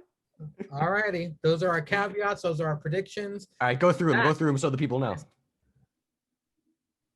You did it for AEW. So the Great American Bash kicking off possibly MSK versus Ciampa and Thatcher. That'll probably kick off. NXT Tag Team Championship match. I was the only one who picked MSK. Bretsky and Cesar picked Ciampa and Thatcher match. You're gonna be hearing Bretsky and Cesar picked a lot. NXT Women's Tag Title match. Candy versus Shirai and Stark. Unanimous. We all picked Candy. The $1 million title match. If Grimes loses, he becomes LA Knight's butler. Yeah. LA Knight versus Cameron Grimes. Unanimous once again. We all picked LA Knight. We're all gonna be wrong. Possibly the main event. Adam Cole versus Kyle O'Reilly in a straight up wrestling match. Unanimous once again. We all chose Adam Cole, a baby. Caveats. Bretsky says Ted DiBiase interferes or distracts during the $1 million title match. Cesar's caveat. Roderick Strong interferes in the main event. Mangria's caveat. Dexter Lumis comes out during the Candy match. There we go. Those are our predictions. So then Mangria. Shut the hell up. Mangria, no, I know. For the viewers who might not know, if there's any new viewers, what exactly does this mean? What do the predictions mean? Like, what's going to happen next week? So, Cesar, do you have any plugs you want to get out? Whoa, wait, we do punishments. I should have said Bronson Reed attack that fucking Cypher. That probably would have been a better caveat. No, you come on, Mangry. You got, for anyone who might not know. Cesar, do you have any plugs, sir? You see, we already decided the punishment, Bretsky. Yeah, but they don't know that. No, but we decided it separately. But they don't know what the punishment. We don't know. What if they don't know about punishment? They find out next week on the show. Yes, I do have plugs. Cesar, the plugs, please. You know where to find me. Fuck you. You fucking muted me. I thought you muted me. You know where to find me. Julius _Cesar. I'm not fucking Julius _Cesar spelled that way. Julius the regular way. I'm not gonna do my normal plug of shitting on somebody this week because it's just been a week and I'm about to go on vacation, so I'm feeling nice, feeling right. Hey. I will not be here next week. Hopefully Mangria has lined somebody up to fill in for me next Saturday. If I do show up Saturday, it'll be hella late. I'll be hella drunk. And I will be from another state on somebody else's computer. But if I can, I will be here. Just putting it out there. Probably won't see me. I will send in maybe a reaction or two how trash AEW is. Standard operating procedure. Yeah. You hear a rant because it'll probably be about fucking. Hail Cesar, we're finally coming back. I actually do have a Hail Cesar. I want him to do. You don't need one unless it's about fucking Cody. All right. Well, you know you might get one, Mangria, because I'm not leaving until Thursday. So if you hit me up Tuesday, I'm actually off. But if I need to record it after Dino Trash, because I will be watching that live because I get off work at 7 on Wednesday, and then I'm literally just gonna finish packing, watch AEW pass out. So I got a 6 a.m. flight, so I got to be there at like 4:30 in the morning. Nice. So if you do have a Hail Cesar, send that shit Tuesday or Wednesday, and I'll probably just like work that shit into fucking Cody somehow with that. Extra segment next week, ladies and gentlemen. The Great Bretsky 99, your plugs, sir. Yeah. So first, I will say APPW. Tripod Sessions, all this shit on Mangria Field's YouTube page, where unless you're listening on, I downloaded it on my Spotify. Unless you downloaded it on your Spotify, a la Wade Barrett. Shout out Aunt Donna. What up, Aunt Donna? Yes, shout out Aunt Donna, our EVP. But no, yeah. So APPW's After Party Pro Wrestling. We've kind of been talking about it. It's kind of sprinkled throughout the show. It's basically just Mangria, to break the fourth wall. Mangria kind of puts it all together. Mangry, I believe Sunday Night Skeet will be out tomorrow, right? Right now, tomorrow. I'm gonna say that after you're done. Okay, perfect. In about 15 minutes. Yeah, hopefully. Happy 4th, bitches. Yeah, happy 4th Andy's of July. already skating in the future. Yeah, Andy's in the future over in fucking Taiwan or wherever. So check it out. After Party Pro Wrestling, it's all of us. It's Mangry, it's Bretsky, it's Cesar, and JH, I guess. Jake, I guess. Sticks, and all these boys. It's us cutting real life promos, and then the W2K20, and all of its wonderful glitches. Doing it, simulated fucking video game matches. It's just fun bullshit. Just some boys shooting shit. Of course, the After Party Hangover Tripod Sessions, what you just finished listening to. Shout out Aunt Donna, our EVP. Don't look anything up that you might not want to find at work. So go check out all the past ones. It's all in a folder now. And if you're wondering now what exactly is going to happen next week, because Mangria so kindly muted me when I was trying to get him to plug in and get people intrigued for next week. Yeah. And here I'm going to get muted again. You always talk about punishments. They find out what the punishment is. No, I'm not saying what the punishment is. I'm just saying for next week, in case you're new, you didn't know, we have our predictions in. Whoever wins predictions gets to choose a punishment for the other two bitches on the tripod. Not to call no ho no bitch. No bitch. Unless there's a tie, then one unless there's a tie. Yeah, which actually happened before. Cesar and I have tied before. So that's for next week. Next week, you got to tune in to see which of which of us got the predictions the most right. See what the punishments are. So definitely tune in for that next week. And of course, next week we'll be rating all of these matches with pretzel ratings. That is our system for how we rate the matches. I'll send that in as well. Okay. So basically, again, we'll explain it next week. Pretzel ratings basically is a scale of 0 if it's Sammy Guevara versus Matt Hardy, or if it's any Cynic Chaos match in APPW, you get 0 pretzels. To 10 pretzels, you get dandruff salt, which is in order of importance, in order of numbers. It's dandruff salt. You can add to the pretzel. You can add regular salt. And all of a sudden, you can add some fucking salt-based sprinkled salt. Then you can add some Hellman's mustard. Then you can add some actual mustard. And then the cream of the crop, the best match of the night, gets the beer cheese. So that's how we rate it. So the best match that could possibly happen is 10 pretzels and the beer cheese, which I believe was actually Kyle O'Reilly and Adam Cole unsanctioned for me. So that's next week. Stay tuned to the tripod. Subscribe to Mangry Field on YouTube. Turn on that notification bell so you can know when all the APPW stuff, all the After Party Hangover tripods are up. We're almost coming up on 2 years of the After Party Hangover podcast, so that's pretty awesome. Go back, check out all those episodes when we start out as interviews. For me personally, you can find me at the Great Bretsky 99 on Instagram. So go follow that if you want to. I'm also at Great Bretsky 99 on Twitter. I don't really tweet that much, but you can go check it out. So you can live vicariously through me and see Styx's thought likes. I also do have my own podcast, because who doesn't have a podcast nowadays? It's called the Faux Pod Podcast. Haha, get it. Last week I did say I was going to have episode 61 with Gabriella Conti. Unfortunately, that did not happen. Scheduling. There's minisode number 6. That's a short little look back at the previous group of 10 episodes. This upcoming week, we will have 2 episodes. Hopefully, unless there's scheduling issues, it'll be Gabriella Conti and Julia Dolganova, excuse me. So hopefully those will happen. If not, I'll probably get JH or someone to fill in. But I will have JH on soon. I don't know. Sorry. You said you have him on soon. Sorry. Yeah. Forgot you haven't interviewed him. I thought you said fill in. So. No. So definitely go, it's the Faux Pod. How I got it. It's THE space FAUX space POD. Basically just me shooting the shit with one of my friends. Mangria's been on episode 13. Cesar's been on episode 26. All the boys have been on it of this FSRIP. It's not just wrestling. It's me talking to different people from different backgrounds, different walks of life, different cultures, different ideologies about what the just kind of funny, entertaining, informative, and inspirational, whatever you want to talk about. There's a lot of there's books, there's authors, there's movies, there's wrestling, there's sports, there's all sorts of shit. You can get to learn something new about something you already know, or learn about an entirely new human being. It's on Spotify. Apple, Google, Anchor, Good Pods, wherever you get your podcasts. We are on Instagram at thefauxpod.cast and on Twitter at thefauxpod_cast and online www.thefauxpod.weebly.com. There you go, man. You say WWE? I almost did. Almost pulled a JR. WWE Faux Pod. No. Everything these gentlemen said, go ahead and check it out. All the bullshit's happening. And in 9 minutes, I will drop Sunday Night Skeet Special. The Great American Gash. That almost reminds me. 3 matches, which we can also predict, which is what I was going to say. Oh, I was going to say that. What happens if they add a match on Wednesday? I'll just give my rating for it, but I won't predict it. Yeah, we're not going to predict that. If they add it, if they add Sarai versus or some fuck shit, Storm, I'll still give a pretzel rating for it because it's on the show. Yeah. I'll probably just text them to you, Mangria, so you can just read them with whoever's here, so you can go match by match. And go check out on Mangria Field's YouTube page the latest single from the Great Bretsky 99. It's called Chamber Woes. Go check that out.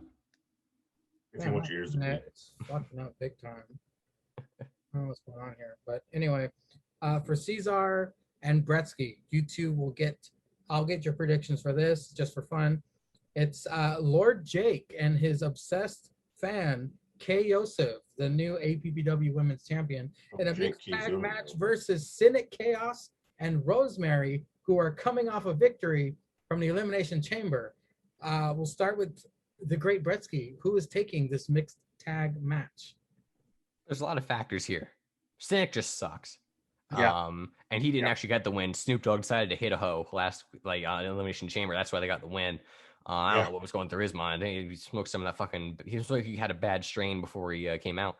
But I'm gonna say, you know what? Kay Yosef has a lot of momentum, and Jake's probably drunk enough to run over Cynic with his car. So I'm gonna go. Jake and Kay. Cesar. I'm at to ask Brother Quarter because I want both these guys to lose. Honestly, I want both of these guys to lose. But I know Senec's a loser, but I would love for Jake to lose as well. So I asked Brother Quarter. Mangria, you call it. What's heads, what's tails? Heads is Jake and Kay. It says heads, but I'm voting Senec because I just don't want to see Jake win. Yeah, I don't even care. I don't even care. Up next. That was all a shoot. That was all a shoot. I was voting Senec either way. I'm not voting. You're not predicting? Is the Great Bretsky 99 takes on yet another AEW person that he despises.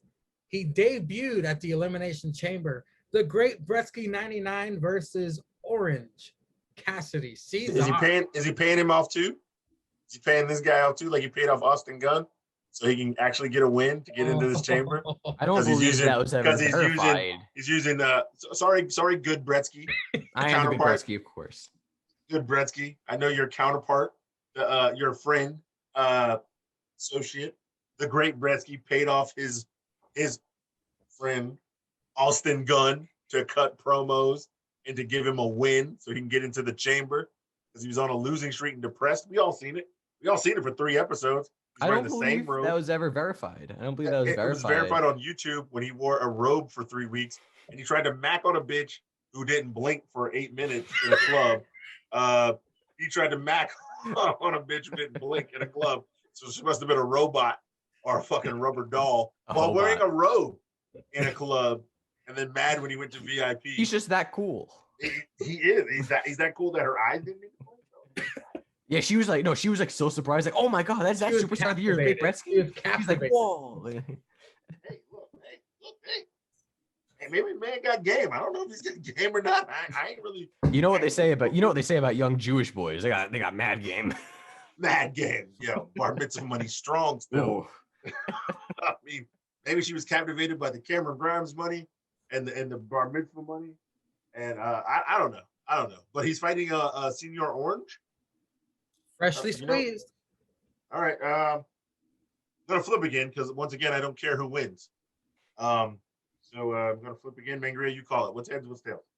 Heads is Orange Cassidy. I don't really give a shit. Orange Cassidy. Orange Cassidy is winning this match. Sorry to pull a rock on you, Mangria.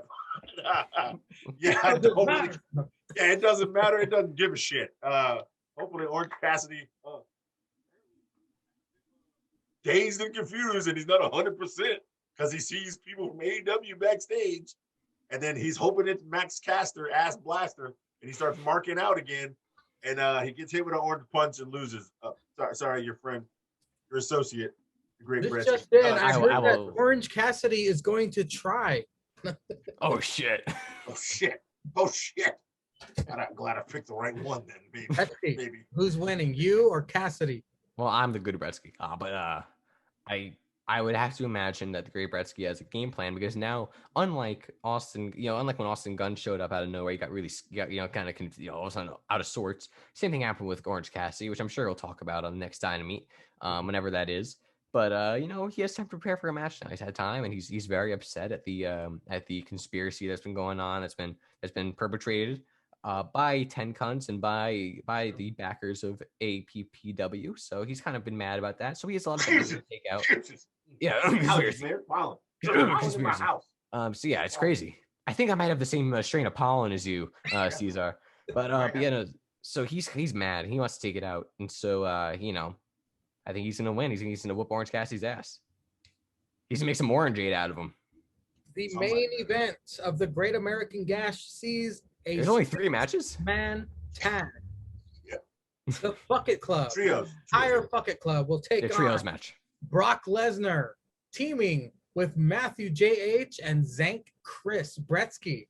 This 6-man tag main event. Who comes out on top? Well, Caesar, first I have to ask you because it might make kind of sway my opinion. What do you think of J.H. and Brock's relationship? I don't it doesn't matter what you think. Wow, you push it against me. I just want that. But no, yeah. So this is a tough one because you have Brock in there, but Brock also shit the bed because he listened to JH's advice for some reason. I feel like JH will probably be JH, the last time he was in one of these kinds of matches, stayed on the apron the entire time and sticks beat and sticks won a 3-on-1 handicap match. Even though it's all about effort, and then he gave none in that match. They don't know what we're talking about, Cesar.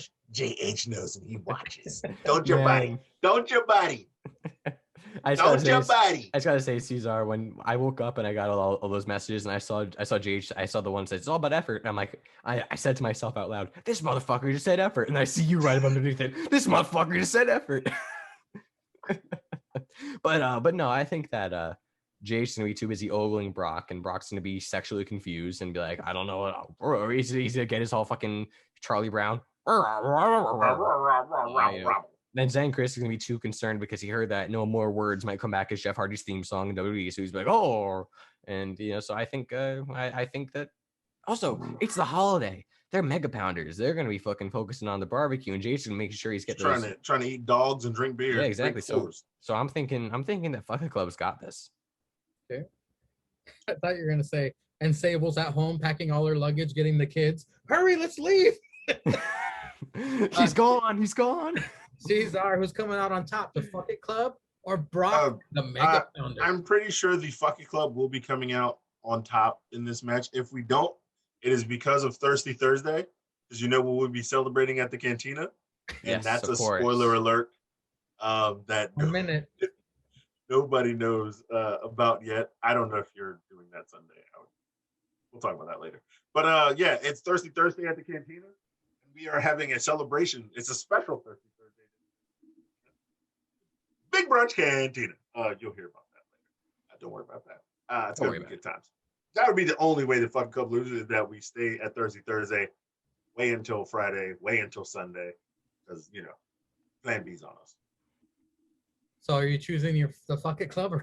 Oh, yeah, the Fucking Club. Yeah, there's a 99% chance we're going to win. The 1% chance is because of Thirsty Thursday. Alrighty, ladies and gentlemen, with that being said, the Great American Gash is dropping right now. I'm telling you guys because you two aren't listening.